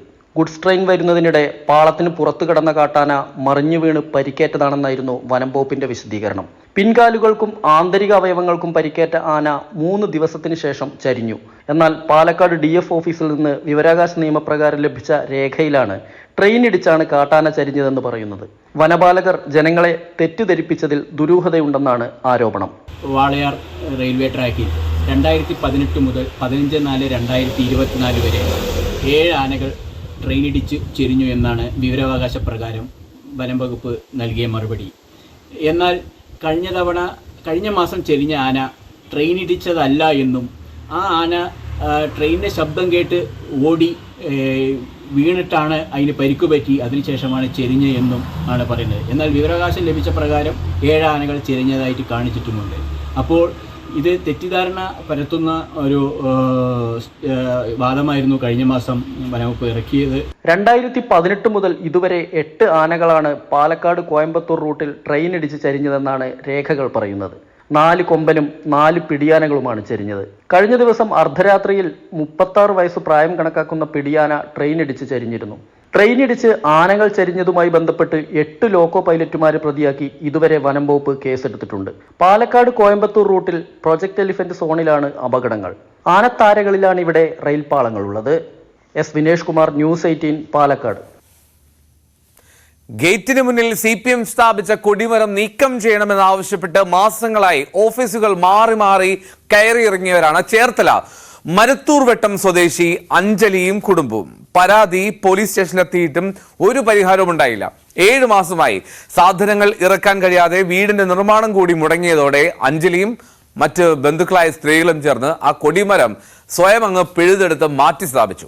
സ്ത്രീകൾ പിഴുതെടുക്കുന്ന കൊടിമരവും അതിനെ തടയുന്ന CPM വാർഡ് കൗൺസിലറുടെ ദൃശ്യവും ഇപ്പോൾ ഈ സമൂഹ മാധ്യമങ്ങളിൽ വൈറലാണ്. ആലപ്പുഴയിൽ നിന്നുള്ള കാഴ്ചയിലേക്ക്.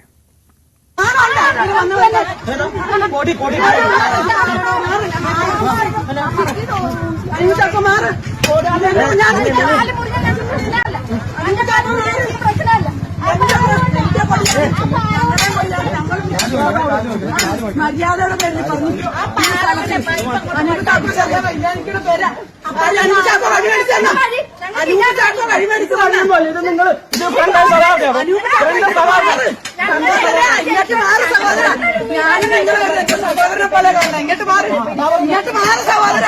നമ്മൾ നേരത്തെ കണ്ടത് നവമാധ്യമങ്ങളിലൊക്കെ ഇപ്പോൾ ഏറെ പ്രചരിച്ചുകൊണ്ടിരിക്കുന്ന ഒരു ദൃശ്യമാണ്. അതായത് ചേർത്തലയിൽ ഒരുപറ്റം സ്ത്രീകൾ ചേർന്ന് CPMന്റെ ഒരു കൊടിമരം നീക്കം ചെയ്യുന്നതാണ് ദൃശ്യം. ആ കൊടിമരത്തിൽ കട്ടിപ്പിടിച്ചുകൊണ്ട് നിൽക്കുന്നത് ആ വാർഡിലെ കൌൺസിലർ കൂടിയാണ്. എന്താണ് ആ സ്ത്രീകൾ കൊടിമരം നീക്കം ചെയ്യാനുള്ള സാഹചര്യം ഉണ്ടാക്കിയത്? അവരുടെ ദുരവസ്ഥ എന്തായിരുന്നു? അന്ന് ആ സംഭവത്തിൽ ഉൾപ്പെട്ട ആളായ അഞ്ജലി നമ്മളോട് പറയുവാണ്.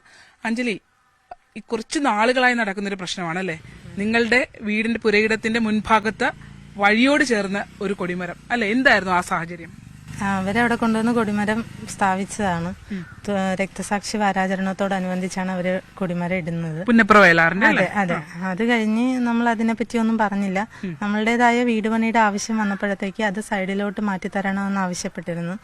പക്ഷെ അതായത് നിങ്ങളുടെ ഗേറ്റ് ഇറങ്ങുമ്പോൾ നേരെ മിഡിലായിട്ടാണല്ലേ ഈ കൊടിമരം? നമുക്ക് വീട്ടിലോട്ട് ഒന്നും കൊണ്ടുവരാൻ പറ്റാത്ത സാഹചര്യമായിരുന്നു. വീട് നിർമ്മാണം ആരംഭിച്ചിട്ടുണ്ട് അല്ലേ? ആ കോമ്പൗണ്ടിൽ ആരംഭിക്കുന്നതിന് മുമ്പാണ് നമ്മൾ പറഞ്ഞത് ഒന്ന് മാറ്റിത്തരണം, നാളെ സാധനങ്ങൾ വരും, കല്ലൊക്കെ വരും, മാറ്റി തരണമെന്ന് പറഞ്ഞപ്പോഴാണ് അതവര് പറ്റത്തില്ലെന്നുള്ള രീതിയിൽ പറഞ്ഞത്. ആരാണ് പറഞ്ഞത്? അത് അവിടുത്തെ ആളുകളെല്ലാം പറഞ്ഞു. അത് ഞാൻ കൗൺസിലറെ വിളിക്കുന്നത്.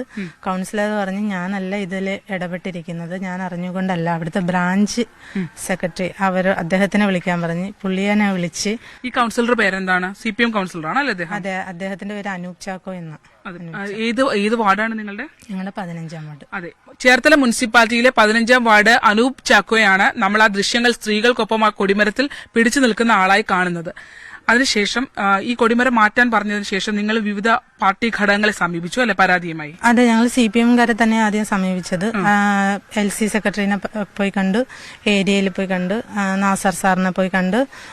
അവരൊക്കെ പറയുന്നത് പിന്നെ അത് ഒരു വാശിപ്പുറത്തുള്ള ഒരു കാര്യമാണെന്നാണ് പറയുന്നത്. പിന്നെ പോലീസ് സ്റ്റേഷനിൽ പോയി, അവിടെ പരിഹാരം കണ്ടില്ല. പിന്നെയാണ് മാമൻ ഇങ്ങനെ ആത്മഹത്യാ ഭീഷണി എന്നുള്ള ആ ഒരു ഇത് വന്നത്, മാധ്യമങ്ങളിൽ വന്നായിരുന്നല്ലോ. അതാണ്, അത് ഒരു ഘട്ടത്തിൽ ഇവരെ എല്ലാ പാർട്ടി ഘടകങ്ങളിലും പോയി CPM ജില്ലാ സെക്രട്ടറി അടക്കം കണ്ട് പരാതി നൽകി. പക്ഷേ അത് ഒരിക്കലും ആ വിഷയം പരിഹരിക്കപ്പെട്ടില്ല എന്ന് മാത്രമല്ല, അത് കൂടുതൽ രൂക്ഷമാവുകയാണ് ചെയ്തത്. അതോടെ ഒരു ഘട്ടമായപ്പോൾ അഞ്ജലിയുടെ മാമൻ തന്നെ അവിടെ കയറി ആ കൊടിമരത്തിൽ കയർ കെട്ടി താൻ ആത്മഹത്യ ചെയ്യും എന്നുള്ള രീതിയിൽ പ്രതിഷേധമുയർത്തുന്ന സാഹചര്യമുണ്ടായി. പിന്നീട് അഞ്ജലിയും കുടുംബവും ചേർത്തല പോലീസിനെ സമീപിച്ചു. പോലീസിനെ സമീപിച്ചിട്ടും എന്തെങ്കിലും മാറ്റമുണ്ടായിരുന്നു? സമീപിച്ചിട്ടും അദ്ദേഹം പരിഹരിക്കാൻ ശ്രമിച്ചെങ്കിലും അന്നത് സാധിച്ചില്ലായിരുന്നു. അത് കഴിഞ്ഞ് മീഡിയയിലൊക്കെ വന്നതിന് ശേഷം അന്നേരം അവർ പറഞ്ഞ് അവരെ അപമാനിക്കാനുള്ള രീതിയിലാണ് നമ്മൾ ശ്രമിക്കുന്നത്, ഞങ്ങളത് മാറ്റാനായിട്ട് ഇരുന്നതാണ്, ഇലക്ഷൻ കഴിയുമ്പോൾ ഞങ്ങളത് മാറ്റുമെന്ന് പറഞ്ഞു. ഇലക്ഷൻ കഴിഞ്ഞ് പിന്നീട് നിങ്ങൾ പാർട്ടി സമീപിച്ചപ്പോൾ എന്തായിരുന്നു അദ്ദേഹം? സമീപിച്ചിട്ടില്ല, ഞങ്ങൾ പിന്നെ പാർട്ടിയെ സമീപിച്ചിട്ടില്ല. കൊടിമരം അവർ നീക്കം ചെയ്യാനും പോയിട്ടില്ല. ഇല്ല, ഞങ്ങൾ BJP-കാരുമായിട്ട് ഇടപെടുക ചെയ്തത്. BJP-കാരുമായിട്ട് കാര്യം ഞങ്ങൾ ഇത്രയും നാളും അവരുടെ പുറകെ നടന്നിട്ട് 8 മാസമായിട്ട് നടന്നിട്ടും ചെയ്യാത്ത കാര്യം ഇനി ചെയ്യത്തില്ല എന്നുള്ളൊരു വിശ്വാസം ഞങ്ങൾക്കായിപ്പോയി. നമ്മൾ അവരെ വിശ്വസിച്ച് നടന്നിട്ട് പറ്റിയില്ല. പിന്നെ അടുത്ത ആളുകളെ അപ്പോഴത്തേക്കും ഈ വീടിനകത്തേക്കുള്ള നിർമ്മാണ സാമഗ്രികൾ ഒന്നും കയറ്റാൻ കഴിഞ്ഞിരുന്നില്ല നിർമ്മാണത്തിന് വേണ്ടിയുള്ള. ഒരു ടോറസ് കരിങ്കല്ല് കൊണ്ടുള്ള ഫൗണ്ടേഷൻ മാത്രമേ അവിടെ കെട്ടിയിട്ടുള്ളൂ. പിന്നെ ഒന്നും കല്ല് കൊണ്ടുപോകാൻ പറ്റാത്ത കൊണ്ട് സൈഡിൽ തന്നെ ഉപേക്ഷിച്ച് മാറ്റിയിട്ട്. എത്ര നാളത്തോളം നിങ്ങളുടെ വീട് നിർമ്മാണം മുടങ്ങി? ഒരു 7 മാസത്തോളം. 7 മാസത്തോളം അങ്ങനെ കിടന്നു അല്ലേ? അതെ. അതാണ്. അതിനുശേഷം പിന്നീട് ഇവര് കുറച്ച് സ്ത്രീകൾ ചേർന്ന്, അതായത് അഞ്ജലിയും അഞ്ജലിയുടെ ബന്ധുക്കളായ സ്ത്രീകളും ചേർന്നാണ് ഈ കൊടിമരം നീക്കം ചെയ്യാനായി ഉള്ള ശ്രമം നടത്തിയത്. അതാണ് നമ്മൾ ആദ്യം ദൃശ്യങ്ങൾ കണ്ടത് അല്ലെ? അങ്ങനെ ഒരു നിവർത്തികെട്ട സാഹചര്യത്തിലേക്ക് നിങ്ങൾ എത്തിയത് എങ്ങനെയാ? ഇലക്ഷൻ കഴിഞ്ഞിട്ട് അവർ മാറ്റുമെന്ന് പറഞ്ഞുകൊണ്ട് ആ ഒരു വിശ്വാസത്തിലാണ് ഇരുന്നത്. ഇലക്ഷൻ കഴിയുമ്പോൾ അവർ മാറ്റട്ടെ എന്നുള്ള രീതിയിലാണ് ഇരുന്നത്. പക്ഷെ മാറ്റിയില്ലെന്ന് വന്നപ്പോൾ നമ്മുടെ ആവശ്യമല്ലേ അത്, കൊടിമരം മാറ്റുക എന്നത് നമ്മുടെ ആവശ്യം. അപ്പം ഞങ്ങൾ തീരുമാനം എടുത്ത് അത് മാറ്റി ഒരു സൈഡിലോട്ട്, നശിപ്പിക്കാതെ ഒരു സൈഡിലോട്ട് ഇട്ട് കൊടുക്കാം എന്നുള്ള രീതിയിലാണ് ഞങ്ങളത് ചെയ്യാനായിട്ട് മുതിർന്നത്. സ്ത്രീകൾ അത് പൊളിച്ചപ്പോൾ വലിയ പ്രതിഷേധമായിരുന്നു അല്ലെ കൗൺസിലറുടെ ഭാഗത്ത് നിന്ന്? അദ്ദേഹം അറിഞ്ഞത് കുറച്ച് താമസിച്ചാണ്. പുള്ളി അറിഞ്ഞപ്പോഴത്തേക്ക് അദ്ദേഹം വരികയും പൊളിക്കാൻ പറ്റത്തില്ലെന്നുള്ള രീതിയിൽ പുള്ളി ഓർത്ത് അത് നശിപ്പിച്ച് കളയാനെന്നുള്ള രീതിയിലായിരിക്കും അങ്ങനെ വന്നത്. പക്ഷെ ഞങ്ങൾ പറയുന്നുണ്ട് നശിപ്പിക്കത്തല്ല, ഞങ്ങൾ ഒരു സൈഡിലോട്ട് അത് മാറ്റി വെച്ച് തരിക എന്ന് പറഞ്ഞു. ഇതിനകത്ത് വേറൊരു പ്രധാനപ്പെട്ട കാര്യമുണ്ട്. ആദ്യം ഒരു താൽക്കാലിക കൊടിമരമായി വാരാചരണത്തിന്റെ ഭാഗമായി ഇട്ടതാണ്. അതിനുശേഷം പിന്നീട് അതിന്റെ താഴെ ഭാഗം കോൺക്രീറ്റ് ചെയ്ത് കുറച്ചുകൂടി വഴി അടക്കത്തക്ക രീതിയിൽ അത് നീട്ടി കോൺക്രീറ്റ് ചെയ്ത് അത്രയും ബുദ്ധിമുട്ട് ഈ കുടുംബത്തിനുണ്ടാക്കി. 7 മാസത്തോളമാണ് ഇവരുടെ നിർമ്മാണ പ്രവർത്തനം നിർത്തിവെക്കേണ്ടതായി വന്നത്. അവസാനമാണ് ഗതികെട്ട് ഈ സ്ത്രീകൾ ചേർന്ന് ഈ കൊടിമരം ആ കല്ലുൾപ്പെടെ ഇളക്കി മാറ്റിക്കൊണ്ട് മറ്റൊരു സ്ഥലത്തേക്ക് ആ ഭാഗത്ത് തന്നെ, ആ റോഡിനോട് ചേർന്ന് തന്നെ ഒരു ഭാഗത്തേക്ക് ഓരം ചേർന്ന് ഇവർ തന്നെ അവിടെ വെച്ചിട്ടുണ്ട്. അതിന് വേണമെങ്കിൽ ഇനി കോൺക്രീറ്റ് ചെയ്യണമെങ്കിൽ അത് കോൺക്രീറ്റ് ചെയ്ത് കൊടുക്കാൻ വരെ ഇവർ തയ്യാറുമാണ്. ഇന്ന് ചെയ്യാന്നാ പറഞ്ഞത്. ചേർത്തല ഞങ്ങളിത് പൊട്ടിച്ച് അത് പോലീസുകാർ ഇടപെട്ട് ഒരു വാശിയുണ്ട് അല്ലെ ഇതിനകത്ത്? കാരണം ആ കൊടിമരം വേണമെങ്കിൽ ഇങ്ങോട്ട് നിങ്ങൾക്ക് കൂടെ നിങ്ങളുടെ വീട്ടിലേക്ക് വാഹനം കയറത്തക്ക രീതിയിൽ ഒതുക്കി നിർമ്മിക്കാമായിരുന്നു. ആ വാശിയിലേക്ക് പോയ കാര്യം എന്താണ്? വാശിയിലോട്ട് പോയത് മാറ്റത്തില്ല എന്ന് എല്ലാവരോടും പബ്ലിക്കായിട്ട് പറഞ്ഞു പോയി. കൗൺസിലർ പറഞ്ഞു അല്ലെ? മാറ്റത്തില്ല എന്നുള്ള രീതിയിലൊക്കെ ചർച്ചകൾ വന്നായിരുന്നു. പിന്നെ മാറ്റുവാണെങ്കിൽ അതൊരു ഷെയിമായി അതായിരിക്കും. ഞങ്ങൾക്ക് പക്ഷെ ഒരു ഷെയിമും ഇല്ല. ഞങ്ങൾക്കൊന്ന് മാറ്റി ഒരു സൈഡിലോട്ടാക്കി ഞങ്ങളുടെ വീട് പണി നടക്കണം, അത്രേ ഉള്ളായിരുന്നു ഞങ്ങളുടെ ആവശ്യം. അത് മാത്രമല്ല, ഈ അഞ്ജലിയുടെ കോമ്പൗണ്ടോട് ചേർന്ന് തന്നെ വലതുവശത്തായിട്ട് ഒരു വഴി ഉള്ളിലേക്ക് പോകുന്നുണ്ട്. അപ്പൊ ഇതിനു മുമ്പ് ഈ കൗൺസിലർ ഈ വഴിയുമായി ബന്ധപ്പെട്ട് ഇവരെ സമീപിച്ചിരുന്നു. അപ്പൊ ഇവരെ ഒരു എത്ര സെന്റ് സ്ഥലം കൊടുത്തേ? ഞങ്ങൾ 1.10 1.10 സെന്റോളം ഇവര് അവിടെ സ്ഥലം കൊടുക്കുകയും ചെയ്തു. അപ്പോൾ ഇവര് കൗൺസിലറോട് പറഞ്ഞത് ഞങ്ങൾ അത്രയും സ്ഥലം കൊടുത്തിട്ടുണ്ട്, അതുകൊണ്ട് തന്നെ ഓപ്പോസിറ്റ് ഭാഗത്തുള്ള ആളുകളോടും കുറച്ച് സ്ഥലം വാങ്ങുകയാണെങ്കിൽ ആ വഴി മുന്നോട്ട് പോകും. ഇവർക്കുള്ള വഴിയല്ല, എന്നിട്ടും ഇവർ അത്രയും വഴി കൊടുത്തിരുന്നു. എതിർവശത്ത് താമസിക്കുന്ന ആളുകളോട് കൂടി ചേർന്ന് വഴി ഒരുക്കണം എന്നുള്ള ആവശ്യം പറഞ്ഞു. അവിടെ നിന്ന് തുടങ്ങിയതാണ് ഈ പ്രശ്നങ്ങൾ എന്നാണ് അഞ്ജലി പറയുന്നത്. അതിനുശേഷമാണ് കൊടിമരം പ്രത്യക്ഷപ്പെടുന്നതും മറ്റു കാര്യങ്ങൾ ഉണ്ടാവുകയും ഇത്തരം ഒരു വാശിയിലേക്കും പിടിവാശിയിലേക്കും പോവുകയും ചെയ്തത്. എന്തായാലും ഏറ്റവും പ്രധാനപ്പെട്ട കാര്യം നമുക്കറിയാം, ഒരു വാർഡ് കൗൺസിലർ എന്ന രീതിയിൽ അദ്ദേഹം ആ പ്രദേശത്ത് ജീവിക്കുന്ന ജനങ്ങൾക്ക് അടിസ്ഥാന സൗകര്യം ഒരുക്കി കൊടുക്കേണ്ട ഒരാളുടെ ഭാഗത്താണ് ഇത്തരം ഒരു നാടകീയ അനാകരണീയമായ സംഭവങ്ങളിലേക്ക് വരെ എത്തിക്കത്തക്ക രീതിയിൽ ഉള്ള അപഹാസ്യമായ കാര്യങ്ങൾ സംഭവിച്ചു എന്നുള്ളതാണ്. എന്തായാലും നവമാധ്യമങ്ങളിലടക്കം ഈ ഇത്തരത്തിലൊരു കൊടി കുറെ സ്ത്രീകൾ ചേർന്ന് ഗതികെട്ട് നീക്കം ചെയ്യേണ്ടി വന്ന ആ ദൃശ്യം ഇപ്പോൾ പ്രചരിച്ചുകൊണ്ടിരിക്കുകയാണ്. ചേർത്തലയിൽ നിന്നും ക്യാമറമാൻ പ്രശാന്ത് മംഗലശ്ശേരിക്കൊപ്പം ശരണ്യ സ്നേഹജൻ, ന്യൂസ് 18, ആലപ്പുഴ. പ്രിയപ്പെട്ട സഹാക്കൾ, എന്താണല്ലോ ഈ വഴിയിലൊക്കെ ഇങ്ങനെ കൊടിമരം സ്ഥാപിച്ച് അവർക്കൊരു ബുദ്ധിമുട്ടുണ്ടാക്കണമായിരുന്നു. ഇപ്പൊ സമൂഹ മാധ്യമങ്ങളൊക്കെ ഇങ്ങനെ സജീവമായിട്ടുള്ള കാലഘട്ടമല്ലേ, അപ്പോൾ ഇത്തരം ദൃശ്യങ്ങളൊക്കെ പ്രചരിക്കുമെന്നുള്ള ആലോചനയെങ്കിലും വേണ്ടേ? എന്താണല്ലോ കോഫി സ്റ്റോറി, ഇതാണ് എന്നൊരു യൂട്യൂബ് അക്കൗണ്ടിൽ നിന്ന് കമന്റ്, ഇതാണ് സ്ത്രീ ശക്തി, ഇതാവണം, ഇങ്ങനെ വേണം എന്നൊക്കെ പറയുന്നു. അണ പൊട്ടിയാൽ ചേരയും കടിക്കും, ഇനി മുതൽ ഓരോ ജനവും ഇതുപോലെയാകുമെന്നൊക്കെ കോഫി സ്റ്റോറി എന്നുള്ളൊരു കമന്റ് വരുന്നു. പക്ഷെ അതിനൊപ്പം തന്നെ ഞാൻ ആദ്യം ഒരു പ്രഭാഷണം പറഞ്ഞില്ല, എല്ലാ ദിവസവും നമസ്കാരം പറയുന്നത്. ഇതുപോലെ മറ്റൊരു കക്ഷിയുണ്ട്, ഒരു തോമസ് മാത്യു, എല്ലാ ദിവസവും വന്ന് ചീത്ത പറയുന്നുണ്ട്. എന്താണ് അതിന്റെ കാരണം എന്നറിയില്ല. ഇപ്പോൾ ഈ സ്റ്റോറി കണ്ടിട്ടാണോ എന്നറിയില്ല. എന്താണെങ്കിലും ഇതിലും നല്ലതാ മറ്റേ പണി എന്നൊക്കെ പറയുന്നു. തോമസ് മാത്യു ആ പണി അറിയില്ല. അപ്പം നമുക്ക് നോക്കാം. മറ്റു വാർത്തയിലേക്ക് പോകുന്നു. മേയർ ഡ്രൈവർ തർക്കത്തിൽ മൊഴിയെടുക്കാൻ പോലീസ് ഇന്ന് രാവിലെ 10 മണിക്ക് KSRTC ഡ്രൈവർ യദുവിൽ നിന്ന് കന്റോൺമെന്റ് പോലീസ് മൊഴി രേഖപ്പെടുത്തും. കോടതി നിർദ്ദേശപ്രകാരം 2 FIRകൾ രജിസ്റ്റർ ചെയ്തിരുന്നു. ഡ്രൈവറുടെ ഹർജിയിൽ ജാമ്യമില്ലാ വകുപ്പ് പ്രകാരമാണ് കേസെടുത്തത്. ഹർജിക്കാരന്റെ മൊഴിയെടുത്ത ശേഷമാകും MLA സച്ചിൻ ദേവ്, ഭാര്യയും തിരുവനന്തപുരം മേയറുമായിട്ടുള്ള ആര്യ രാജേന്ദ്രൻ എന്നിവരുൾപ്പെടെയുള്ളവരിൽ നിന്ന് മൊഴിയെടുക്കുക. അപകടകരമായ രീതിയിൽ വാഹനം ഓടിച്ചു എന്ന മേയറുടെ പരാതിയിൽ KSRTC ഡ്രൈവർ മൊബൈൽ ഫോൺ ഉപയോഗിച്ചു എന്ന് തെളിഞ്ഞിരുന്നു. കോട്ടയം ഈരാറ്റുപേട്ട സർവീസ് സഹകരണ ബാങ്കിലെ നിക്ഷേപകരുടെ സമരം അത് 3ാം ദിവസത്തിലേക്ക് എത്തുകയാണ്. തിങ്കളാഴ്ച മുതലാണ് ഈ പന്തല് കെട്ടി സമരം തുടങ്ങിയത്. വർഷങ്ങൾക്ക് മുൻപ് നിക്ഷേപിച്ച പണത്തിന് പലിശ പോലും ലഭിക്കുന്നില്ല എന്നുള്ളതാണ് ഇവരുടെ പരാതി. നേരത്തെ ബാങ്ക് പല അവധികളും പറഞ്ഞുവെങ്കിലും പണം തിരികെ നൽകാൻ തയ്യാറായില്ല. മന്ത്രിമാർക്കുൾപ്പെടെ പലതവണ പരാതി നൽകിയിട്ടും നടപടി ഉണ്ടായില്ലെന്ന് നിക്ഷേപകർ പറയുന്നു. CPMന്റെ നേതൃത്വത്തിലുള്ള ഭരണസമിതിയാണ് ബാങ്ക് നിയന്ത്രിക്കുന്നത്. നാട്ടിലെ കേര കർഷകർക്ക് കൈത്താങ്ങാകാൻ ഒരുങ്ങുകയാണ് നിലമ്പൂർ അകമ്പാടത്തെ ഒരു സംരംഭക കൂട്ടായ്മ. വൈവിധ്യമാർന്ന നാളികേര ഉൽപ്പന്നങ്ങൾ വിപണിയിലെത്തിക്കാൻ ലക്ഷ്യമിട്ടാണ് ഈ നാട്ടിൻപുറത്തെ കൂട്ടായ്മ ഫോർകോ കേര പ്രൊഡക്ഷൻ തുടങ്ങുന്നത്. പ്രധാനമന്ത്രിയുടെ PMF-ME പദ്ധതിയിലൂടെ യാഥാർത്ഥ്യമാകുന്ന സംരംഭത്തിന് സംസ്ഥാന സർക്കാരിന്റെയും പിന്തുണയുണ്ട്. 30 വർഷത്തിലേറെയായി നിലമ്പൂരിൽ കൊപ്ര മേഖലയിൽ പ്രവർത്തിക്കുന്നവരാണ് പരുത്തിക്കുന്നൻ മുസ്തഫയും സുഹൃത്തുക്കളും. പുതിയ സംരംഭം നാട്ടിലെ കേര കർഷകർക്ക് കൂടി സഹായമാകണമെന്ന ലക്ഷ്യത്തോടെയാണ് മുസ്തഫ നീലങ്ങാടൻ ഉമ്മർ, മുസ്തഫ പെരുമ്പള്ളി, ഫൈസൽ മംഗലശ്ശേരി, സിദ്ദിഖ് പുതിയടത്ത് എന്നിവർക്കൊപ്പം ഫോർകോ കേരള പ്രൊഡക്ഷൻ തുടങ്ങിയത്. പ്രധാനമന്ത്രിയുടെ PMF-ME പദ്ധതിയിലൂടെ ലഭിച്ച 40 ലക്ഷം രൂപയുടെ ധനസഹായത്തോടെയാണ് യൂണിറ്റ് ആരംഭിച്ചിട്ടുള്ളത്. ആദ്യഘട്ടത്തിൽ ഫിൽറ്റർ ചെയ്ത വെളിച്ചെണ്ണയാണ് ഇവരുടേതായി വിപണിയിലെത്തുക. നാളികേരം വെട്ടി കൊപ്ര ആക്കുന്നത് മുതൽ ഫിൽറ്റർ ചെയ്ത് വെളിച്ചെണ്ണ പാക്കറ്റുകളിലും കുപ്പികളിലും നിറച്ച് വിൽപ്പനയ്ക്ക് തയ്യാറാക്കുന്നതുവരെയുള്ള എല്ലാ സംവിധാനങ്ങളും സജ്ജമാണ്. ഒരു ദിവസം 60,000 നാളികേരം വീതമാണ് വെളിച്ചെണ്ണയ്ക്കായി ആവശ്യം വരിക. ഇത് കേര കർഷകരിൽ നിന്നും മാർക്കറ്റ് വിലയേക്കാൾ കൂടുതൽ പണം നൽകി ശേഖരിക്കും. കേര കർഷകർക്കിത് വലിയ സഹായം തന്നെയാകുമെന്ന് ഉറപ്പാണ്. 1.25 കോടി റുപ്യാണ് ഞങ്ങൾ ഇതിന് മൊത്തത്തിൽ വരുന്നത്. പക്ഷേ ഇപ്പം ഞങ്ങൾക്ക് 40 ലക്ഷം റുപ്യാണ് ഞങ്ങൾക്ക് ഇതിന് കിട്ടിയിട്ടുള്ളത്. അതിൽ സബ്സിഡി 35% സബ്സിഡി വെച്ചിട്ടാണ് ഞങ്ങൾക്ക് ഇപ്പോൾ കിട്ടിയിട്ടുള്ളത്. ഇപ്പം നമ്മൾ ചെയ്യുന്നത് ഫിൽറ്റർ ചെയ്ത വെളിച്ചെണ്ണ മാത്രമാണ്. ഫിൽറ്റർ ചെയ്ത വെളിച്ചെണ്ണ മാത്രം ഇപ്പോൾ കൊടുക്കുന്നത്. പുറത്ത് കൊടുത്ത് തുടങ്ങി. ഇപ്പോൾ ഞങ്ങൾ 29-ാം തീയതി ആയിരുന്നു ഉദ്ഘാടനം. അപ്പോൾ ഉദ്ഘാടനം കഴിഞ്ഞപ്പോൾ ഞങ്ങൾ സംഗതി സ്റ്റോക്കൊക്കെ കൊടുത്ത് തുടങ്ങി. വെളിച്ചെണ്ണയ്ക്ക് പുറമെ തേങ്ങാപ്പാൽ, തേങ്ങാപ്പൊടി, വിനാഗിരി, വിർജിൻ ഓയിൽ എന്നിവയും ഘട്ടം ഘട്ടമായി യൂണിറ്റിൽ നിന്നും പുറത്തിറക്കാനാണ് ഇവരുടെ ലക്ഷ്യം. ന്യൂസ് 18 മലപ്പുറം. ഒരിടവേളയിലേക്ക് പോവുകയാണ്. കൂടുതൽ വാർത്തകൾ മടങ്ങിയെത്താം. മോർണിംഗ് വൈസ് ചെറിയൊരു ഇടവേള.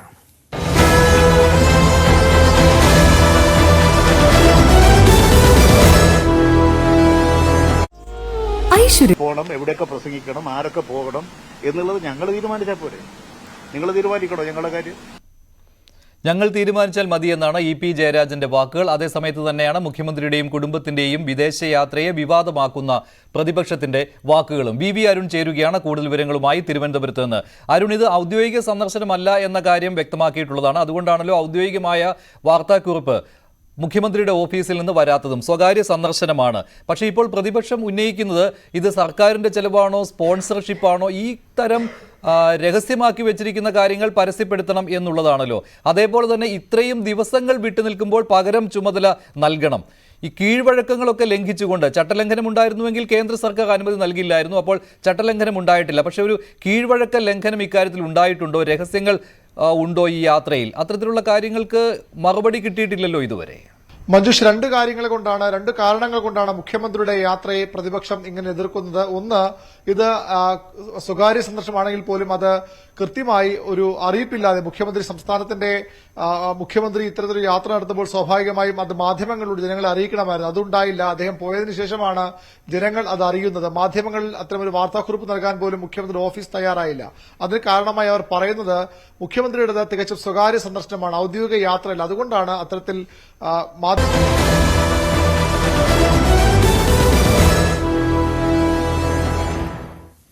സംസ്ഥാനത്ത് വെസ്റ്റ് നൈൽ പനി സ്ഥിരീകരിച്ചത് ആശങ്ക സൃഷ്ടിച്ചിട്ടുണ്ട്. രോഗപടർച്ചയും രോഗം മൂർച്ഛിക്കാനുള്ള സാധ്യതയും അത് വിരളമാണ്. പക്ഷേ ഗുരുതരമാവുകയാണെങ്കിൽ മരണനിരക്ക് കൂടുതലാണ് എന്നുള്ളതാണ് ഈ വെസ്റ്റ് നൈൽ ഫീവർ അതിനെ അപകടകാരിയാക്കുന്നത്. എന്താണ് ഈ രോഗത്തിന്റെ പ്രത്യേകതകൾ? നമുക്ക് നോക്കാം. എക്സ്പ്ലെയിൻ. സംസ്ഥാനത്ത് പുതിയ ആശങ്കയായി 2 ജില്ലകളിൽ വെസ്റ്റ് നൈൽ പനി സ്ഥിരീകരിച്ചു. കോഴിക്കോട്, മലപ്പുറം ജില്ലകളിലായി 10 പേർക്കാണ് വെസ്റ്റ് നൈൽ ഫീവർ സ്ഥിരീകരിച്ചത്. ഇതിൽ 4 പേർ കോഴിക്കോട് ജില്ലക്കാരാണ്. ഒരാളുടെ നില ഗുരുതരമാണെന്നാണ് റിപ്പോർട്ടുകൾ. വൃക്ക മാറ്റിവെച്ച ശേഷം തുടർ ചികിത്സയിൽ കഴിയവേ മരിച്ച 2 പേരുടെ മരണം ഈ രോഗം മൂലമാണെന്ന് ഔദ്യോഗികമായി സ്ഥിരീകരിച്ചിട്ടില്ല. മനുഷ്യനിൽ നിന്നും മനുഷ്യരിലേക്ക് പകരുന്ന രോഗമല്ല വെസ്റ്റ് നൈൽ ഫീവർ. രോഗം ബാധിച്ച മൃഗം, പക്ഷി തുടങ്ങിയവയെ കടിച്ച കൊതുക് മനുഷ്യനെ കടിക്കുമ്പോഴാണ് രോഗം പകരുക. പ്രതിരോധ ശേഷി കുറഞ്ഞവരിലാണ് രോഗം കൂടുതൽ അപകടകാരിയാവുന്നത്. പനി, തലവേദന, അപസ്മാരം, പെരുമാറ്റത്തിലെ വ്യത്യാസം, ബോധക്ഷയം, കൈകാൽ തളർച്ച തുടങ്ങിയവയാണ് പ്രധാന രോഗലക്ഷണങ്ങൾ. ഇതിനു സമാനമാണ് മസ്തിഷ്ക ജ്വരത്തിന്റെയും ലക്ഷണങ്ങൾ. അതിനാൽ രോഗബാധയുണ്ടായ ചിലർക്ക് മസ്തിഷ്ക ജ്വരമാണെന്ന നിഗമനത്തിലാണ് ആദ്യം ചിലയിടത്ത് ചികിത്സ നൽകിയതെന്നാണ് പറയുന്നത്. കഴിഞ്ഞ ദിവസമാണ് ഇത് സംബന്ധിച്ച പുണെ വൈറോളജി ഇൻസ്റ്റിറ്റ്യൂട്ടിൽ നിന്നുള്ള ഫലം വന്നത്. അണുബാധ രോഗബാധിതരിൽ 1% ആളുകളിൽ തലച്ചോറിനെ ബാധിക്കുന്ന തരത്തിൽ രോഗം മൂർച്ഛിക്കാനും സാധ്യതയുണ്ട്. രോഗലക്ഷണങ്ങൾ കാണപ്പെട്ടവരുടെ രക്തം, നട്ടലിൽ നിന്ന് കുത്തിയെടുത്ത നീര് എന്നിവ മെഡിക്കൽ കോളേജ് മൈക്രോബയോളജി വിഭാഗത്തിലെ വൈറസ് റിസർച്ച് ആൻഡ് ഡയഗ്നോസ്റ്റിക് ലബോറട്ടറിയിൽ പരിശോധന നടത്തിയപ്പോഴാണ് രോഗം വെസ്റ്റ് നൈൽ ഫീവർ ആണെന്ന് സ്ഥിരീകരിച്ചത്. തുടർന്ന് സ്രവങ്ങൾ പൂനെ നാഷണൽ ഇൻസ്റ്റിറ്റ്യൂട്ട് ഓഫ് വൈറോളജിയിലേക്ക് അയക്കുകയും രോഗം സ്ഥിരീകരിക്കുകയുമായിരുന്നു. രോഗപടർച്ചയും രോഗം മൂർച്ഛിക്കാനുള്ള സാധ്യതയും വിരളമാണ്. പക്ഷേ ഗുരുതരമാവുകയാണെങ്കിൽ മരണനിരക്ക് കൂടുതലാണെന്നതാണ് വെസ്റ്റ് നൈൽ ഫീവറിനെ അപകടകാരിയാക്കുന്നത്. എന്താണ് വെസ്റ്റ് നൈൽ? രോഗലക്ഷണങ്ങൾ എന്തൊക്കെയാണെന്ന് വിശദമായി നോക്കാം. പ്രകൃതിദത്തമായി തന്നെ പക്ഷികളിൽ കാണപ്പെടുന്ന വൈറസാണ് വെസ്റ്റ് നൈൽ. 1937 ഉഗാണ്ടയിലാണ് ഈ വൈറസിനെ ആദ്യമായി കണ്ടെത്തിയത്. ക്യുലക്സ് കൊതുക് രോഗം ബാധിച്ച പക്ഷിയെ കടിക്കുമ്പോൾ കൊതുക് രോഗബാധിതരാകുന്നു. ഇത്തരത്തിലുള്ള ചെളിവെള്ളത്തിൽ വളരുന്ന 14 തരം ക്യുലക്സ് കൊതുക് വഴിയാണ് ഇത് പകരുന്നത്. മനുഷ്യരെയും മൃഗങ്ങളെയും പക്ഷികളെയും ഒരുപോലെ കടിക്കുന്നത് കൊണ്ട് രോഗബാധയുണ്ടാകും. രാത്രികാലത്താണ് ഇവ കടിക്കുക. ഒരു വ്യക്തിയിൽ നിന്ന് മറ്റൊരു വ്യക്തിയിലേക്ക് രോഗം പകരില്ല. പക്ഷേ രക്തദാനത്തിലൂടെയും അവയവ മാറ്റത്തിലൂടെയും മുലയൂട്ടുന്നതിലൂടെയും രോഗം പകരാം. പ്രതിരോധ ശേഷി കുറഞ്ഞവർക്കാണ് രോഗം കൂടുതൽ അപകടകരമാവുന്നത്. പനി, തലവേദന, അപസ്മാരം, പെരുമാറ്റത്തിലെ വ്യത്യാസം, ബോധക്ഷയം, കൈകാൽ തളർച്ച, പേശിവേദന, തടിപ്പ്, തലചുറ്റൽ, ഓർമ്മ നഷ്ടപ്പെടൽ തുടങ്ങിയവയാണ് പ്രധാന രോഗലക്ഷണങ്ങൾ. മസ്തിഷ്ക ജ്വരത്തിന്റെയും ലക്ഷണങ്ങൾ ഇതിന് സമാനമാണ്. അതിനാൽ രോഗബാധയുണ്ടായ ചിലർക്ക് മസ്തിഷ്ക ജ്വരത്തിന്റെ ചികിത്സയാണ് ആദ്യം നൽകിയതെന്നാണ് വിവരം. VRDL ലാബിലെ പരിശോധനയിലെ സ്ഥിരീകരണത്തിനു ശേഷമാണ് തുടർ നടപടികൾ ഉണ്ടായത്. 75% പേരിലും പലപ്പോഴും രോഗലക്ഷണങ്ങൾ പ്രകടമായി അനുഭവപ്പെടാറില്ല. 1% ആളുകളിൽ മസ്തിഷ്ക വീക്കം, മെനിഞ്ചൈറ്റിസ് തുടങ്ങിയ ലക്ഷണങ്ങൾ കാണിക്കും. രോഗപ്രതിരോധം കൊതുക് കടി ഏൽക്കാതിരിക്കുക എന്നത് തന്നെയാണ്. ഇതിനായി കൊതുകിന്റെ ഉറവിട നശീകരണം, മലിനജലം കെട്ടി നിൽക്കുന്ന സാഹചര്യങ്ങൾ ഇല്ലാതാക്കുക, ഫോഗിംഗ്, സ്പ്രേയിങ് എന്നിവയ്ക്ക് പ്രാധാന്യം നൽകുക. ഓടകൾ, സെപ്റ്റിക് ടാങ്ക്, ബെൻ പൈപ്പ് എന്നിവയുടെ ചോർച്ചകൾ ഇല്ലാതാക്കുക, കൊതുകുകളെ പ്രതിരോധിക്കാനുള്ള മാർഗങ്ങൾ സ്വീകരിക്കുക തുടങ്ങിയവയാണ് പ്രതിരോധ മാർഗങ്ങൾ. ഇതിനായി പ്രത്യേക വാക്സിനുകളോ ആന്റിവൈറസ് ചികിത്സകളോ ഇല്ല. കൂടുതൽ ഗുരുതരമായ രോഗലക്ഷണങ്ങൾ മൂലമുണ്ടാകുന്ന അസ്വസ്ഥതകൾ ഇല്ലാതാക്കുന്നതിന് മരുന്നുകൾ ഉപയോഗിക്കാം. പക്ഷേ സ്വയം ചികിത്സ നടത്തരുത്. കേരളത്തിൽ 2011 ആലപ്പുഴയിലാണ് ആദ്യമായി രോഗം റിപ്പോർട്ട് ചെയ്തത്. 2019 മാർച്ച് മാസത്തിൽ വെസ്റ്റ് നൈൽ വൈറസ് ബാധിച്ച് കോഴിക്കോട് മെഡിക്കൽ കോളേജ് ആശുപത്രിയിൽ ചികിത്സയിലായിരുന്ന 6 വയസ്സുകാരൻ മരിച്ചു. 60 വയസ്സിന് മുകളിലുള്ളവർക്ക് രോഗം ഗുരുതരമാകാനുള്ള സാധ്യത കൂടുതലാണ്. അതുകൊണ്ട് പ്രത്യേകം ശ്രദ്ധിക്കണം. ഇന്നലെയാണ് ഈ വെസ്റ്റ് നൈൽ ഫീവർ എന്നുള്ള മറ്റൊരു ആശങ്ക കൂടി നമ്മൾ മലയാളികൾക്കിടയിലേക്ക് എത്തിയത്. എന്നാലും 10 പേർക്ക് ഇന്നലെ രോഗം സ്ഥിരീകരിച്ച ഒരു സാഹചര്യം ഉണ്ടായി. അപ്പോൾ അതിൽ ജാഗ്രത പുലർത്താം. എന്നാലും ഐഷത്തുൽ ഷംനയുടെ എക്സ്പ്ലെയിനറാണ് കണ്ടത്. ഇനി ഇതുപോലെ തന്നെ മറ്റൊരു ആശങ്കയായിരുന്നു ഈ അരളിച്ചെടി, അതിൻ്റെ ഇല, അത് വിഷമാണോ എന്നുള്ളത്. സുരേന്ദ്രൻ എന്ന യുവതി മരിച്ചത് നമുക്കറിയാം. അത് സംസാരിച്ചുകൊണ്ടിരിക്കുന്നതിനിടെ, ഫോൺ വിളിച്ചിങ്ങനെ പോകുന്നതിനിടെ അറിയാതെ അരളിപ്പൂ കടിച്ചു, അതാണ് കാരണം എന്നുള്ളതാണ് കുടുംബം കരുതുന്നത്. അതിന് പിന്നാലെയാണ് പത്തനംതിട്ടയിൽ പശുവും കിടാവും ചത്തു എന്നുള്ള വാർത്ത വന്നത്. ഈ വെട്ടിയിട്ട അരളിച്ചെടി അത് നൽകിയിരുന്നു എന്ന് വീട്ടുകാർ പറയുകയും ചെയ്തു. ശരിക്കും എന്താണ് സംഭവം? ഈ അരളി ഒരു വിഷച്ചെടിയാണോ? നോക്കാം. സുരേന്ദ്രൻ എന്ന 24-കാരിയുടെ മരണമാണ് കേരളത്തിൽ അരളിപ്പൂവുമായി ബന്ധപ്പെട്ട പുതിയ ചർച്ചകൾക്ക് വഴിവെച്ചിരിക്കുന്നത്. നേരത്തെ തന്നെ അരളിപ്പൂവിൽ വിഷാംശമുണ്ടെന്ന തരത്തിൽ സോഷ്യൽ മീഡിയയിൽ ഉൾപ്പെടെ വ്യാപകമായി ചില വീഡിയോകൾ പ്രചരിച്ചിരുന്നു. എന്നാൽ അന്നൊന്നും ആരും അതിനെ അത്ര കാര്യമായി എടുത്തിരുന്നില്ല. എന്നാൽ BSc നഴ്സിംഗ് പാസ്സായ സൂര്യ UK-യിൽ ജോലിയിൽ ചേരാനായി പുറപ്പെട്ടപ്പോൾ നെടുമ്പാശ്ശേരി വിമാനത്താവളത്തിൽ വെച്ച് കുഴഞ്ഞു വീഴുകയും അടുത്ത ദിവസം രാവിലെ പരുമലയിലെ സ്വകാര്യ ആശുപത്രിയിൽ വെച്ച് മരിക്കുകയുമായിരുന്നു. ഹരിപ്പാട് പള്ളിപ്പാട് സ്വദേശിനിയായ സൂര്യ യാത്രയ്ക്ക് മുൻപായി വീട്ടിൽ നിന്ന് പലരോടും ഫോണിലൂടെയാണ് യാത്ര പറഞ്ഞത്. ഫോൺ സംസാരത്തിനിടെ അടുത്ത വീട്ടിൽ നിന്ന് അരളിയിലെ പൂവ് കടിച്ചിരുന്നതായി സൂര്യ ഡോക്ടർമാരോട് പറഞ്ഞിരുന്നു. ഇതോടെയാണ് അരളിപ്പൂവിന് വില്ലൻ പരിവേഷം ലഭിച്ചത്. ഹൃദ്രോഗബാധ മൂലമാണ് സൂര്യയുടെ മരണമെന്ന് പോസ്റ്റ്മോർട്ടം റിപ്പോർട്ടിൽ പറയുന്നു. അരളിച്ചെടിയുടെ വിഷം ഹൃദയാഘാതത്തിലേക്ക് നയിച്ചേക്കാമെന്ന് പോസ്റ്റ്മോർട്ടം ചെയ്ത ഡോക്ടർ അറിയിച്ചതായി കേസ് അന്വേഷിക്കുന്ന ഹരിപ്പാട് SHO K അഭിലാഷ് കുമാർ പറഞ്ഞു. ഈ ചെടിയുടെ പൂവിന്റെയോ ഇലയുടെയോ അംശം ആമാശയത്തിൽ കണ്ടെത്താനായില്ല. ചവച്ച് തുപ്പുന്നതിനിടെ നീര് അകത്ത് പോയിരിക്കാമെന്നാണ് കരുതുന്നത്. ആന്തരികാവയവ പരിശോധനയിലെ ഇക്കാര്യം ഉറപ്പിക്കാനാകൂ. ഇതോടെ സംസ്ഥാനത്തെ ക്ഷേത്രങ്ങളിൽ നിവേദ്യ പൂജകൾക്കും പ്രസാദ പൂജകൾക്കും അരളിപ്പൂവ് ഉപയോഗിക്കുന്നത് ഏതാണ്ട് നിലച്ച അവസ്ഥയിലെത്തിയിട്ടുണ്ട്. നിലവിൽ അരളിപ്പൂവിന് വിലക്കേർപ്പെടുത്തിയിട്ടില്ലെങ്കിലും ദേവസ്വം ബോർഡ് ക്ഷേത്രങ്ങളിൽ പൂജയ്ക്കിപ്പോൾ ഉപയോഗിക്കാറില്ലെന്ന് Thiruvithamkoor Devaswom board president PS Prashanth വ്യക്തമാക്കിയിരുന്നു. അരളിപ്പൂവിൽ വിഷമുണ്ടെന്ന റിപ്പോർട്ട് ലഭിച്ചാൽ നിരോധിക്കാനാണ് തീരുമാനമെന്നും അദ്ദേഹം വ്യക്തമാക്കുന്നുണ്ട്. സൂര്യയുടെ മരണത്തോടെ പുറത്തുവന്ന വാർത്തകളോടനുബന്ധിച്ചാണ് പൂജകളിൽ നിന്ന് അരളിപ്പൂവ് പുറത്തായത്. അതേസമയം പുഷ്പാഭിഷേകത്തിനും ഭക്തർക്ക് പ്രസാദമായി നൽകാത്ത ചടങ്ങുകൾക്കും നിറമാലയ്ക്കും നിലവിൽ അരളിപ്പൂവ് ഉപയോഗിക്കുന്നുണ്ട്. റിപ്പോർട്ട് വന്നതിന് ശേഷം ഘട്ടം ഘട്ടമായി പൂവ് ഒഴിവാക്കാനാണ് നീക്കമെന്നറിയുന്നു. കാലങ്ങളായി ക്ഷേത്രവളപ്പുകളിൽ അരളിച്ചെടി വളർത്തുന്നുണ്ട്. സൂര്യയുടെ മരണത്തോടെ അരളിപ്പൂവ് അപകടകാരിയാണോ എന്ന ചോദ്യമാണ് എല്ലാവരിലും ഉയരുന്നത്.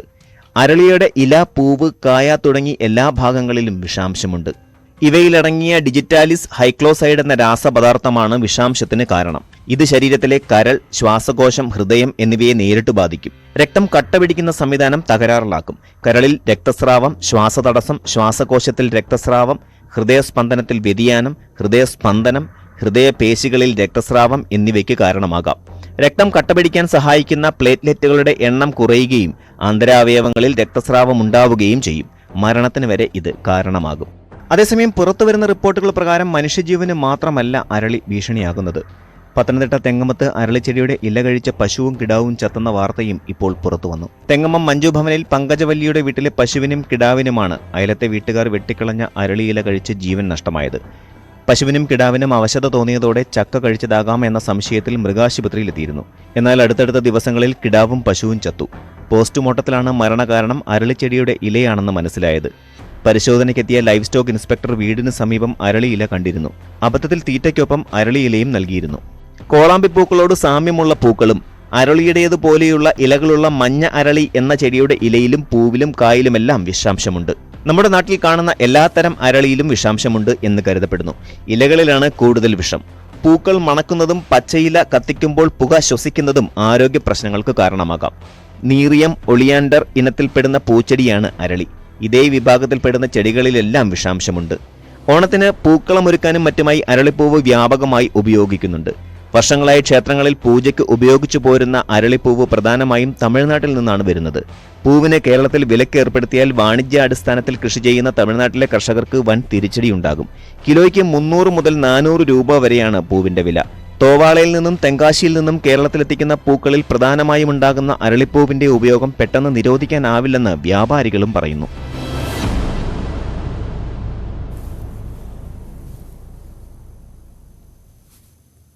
അതാണ് പറളിച്ചെടിയുടെ ഒരു സാഹചര്യം. ഇനിയും ഇപ്പോൾ ഈ സമൂഹ മാധ്യമങ്ങളിൽ ഈ ഡോക്സിങ് എന്നൊരു പേര് പലപ്പോഴും കേൾക്കാറുണ്ട്. ഡോക്സിങ് അത് ചർച്ചയാവാറുണ്ട്. ഈ വ്യക്തിപരമായിട്ടുള്ള കാര്യങ്ങൾ ഇത് പങ്കുവെക്കുന്നതാണ് ഡോക്സിങ്. അപ്പോൾ ഈ ഡോക്സിങ് എന്നുള്ള പേര് യഥാർത്ഥത്തിൽ ഇന്ത്യയിലെ നിയമവ്യവസ്ഥയിൽ അത് ഒരു കുറ്റകരമായിട്ട് അല്ലെങ്കിൽ അങ്ങനെ പേര് എഴുതി ചേർത്തിട്ടില്ല ഡോക്സിങ്. അപ്പോൾ ഡോക്സിങ്ങിന്റെ വിശദാംശങ്ങൾ എന്താണ് ഡോക്സിങ്? നമുക്ക് വിശദമായി നോക്കാം ഡോക്സിങ്ങിനെ കുറിച്ച്. ഒരു സ്ത്രീയുടെ തൊഴിൽ വിശദാംശങ്ങളും സ്വകാര്യ വിവരങ്ങളും വെളിപ്പെടുത്തുന്ന ഉള്ളടക്കം നീക്കം ചെയ്യാൻ സോഷ്യൽ മീഡിയ പ്ലാറ്റ്ഫോമായ എക്സിനോട് ഡൽഹി ഹൈക്കോടതി അടുത്തിടെ ഉത്തരവിട്ടിരുന്നു. എന്നാൽ ഈ വിവരങ്ങൾ പൊതുവായി ലഭ്യമായതിനാൽ ഡോക്സിങ്ങിന്റെ പരിധിയിൽ വരില്ലെന്ന് കോടതി വിധിച്ചു. ഡോക്സിംഗ് എന്നത് ഇന്ത്യൻ നിയമത്തിൽ നിർവചിക്കപ്പെട്ടിട്ടില്ല. അതിനാൽ അത് ഇന്ത്യയിൽ നിയമവിരുദ്ധവുമല്ല. എന്താണ് ഡോക്സിംഗ്?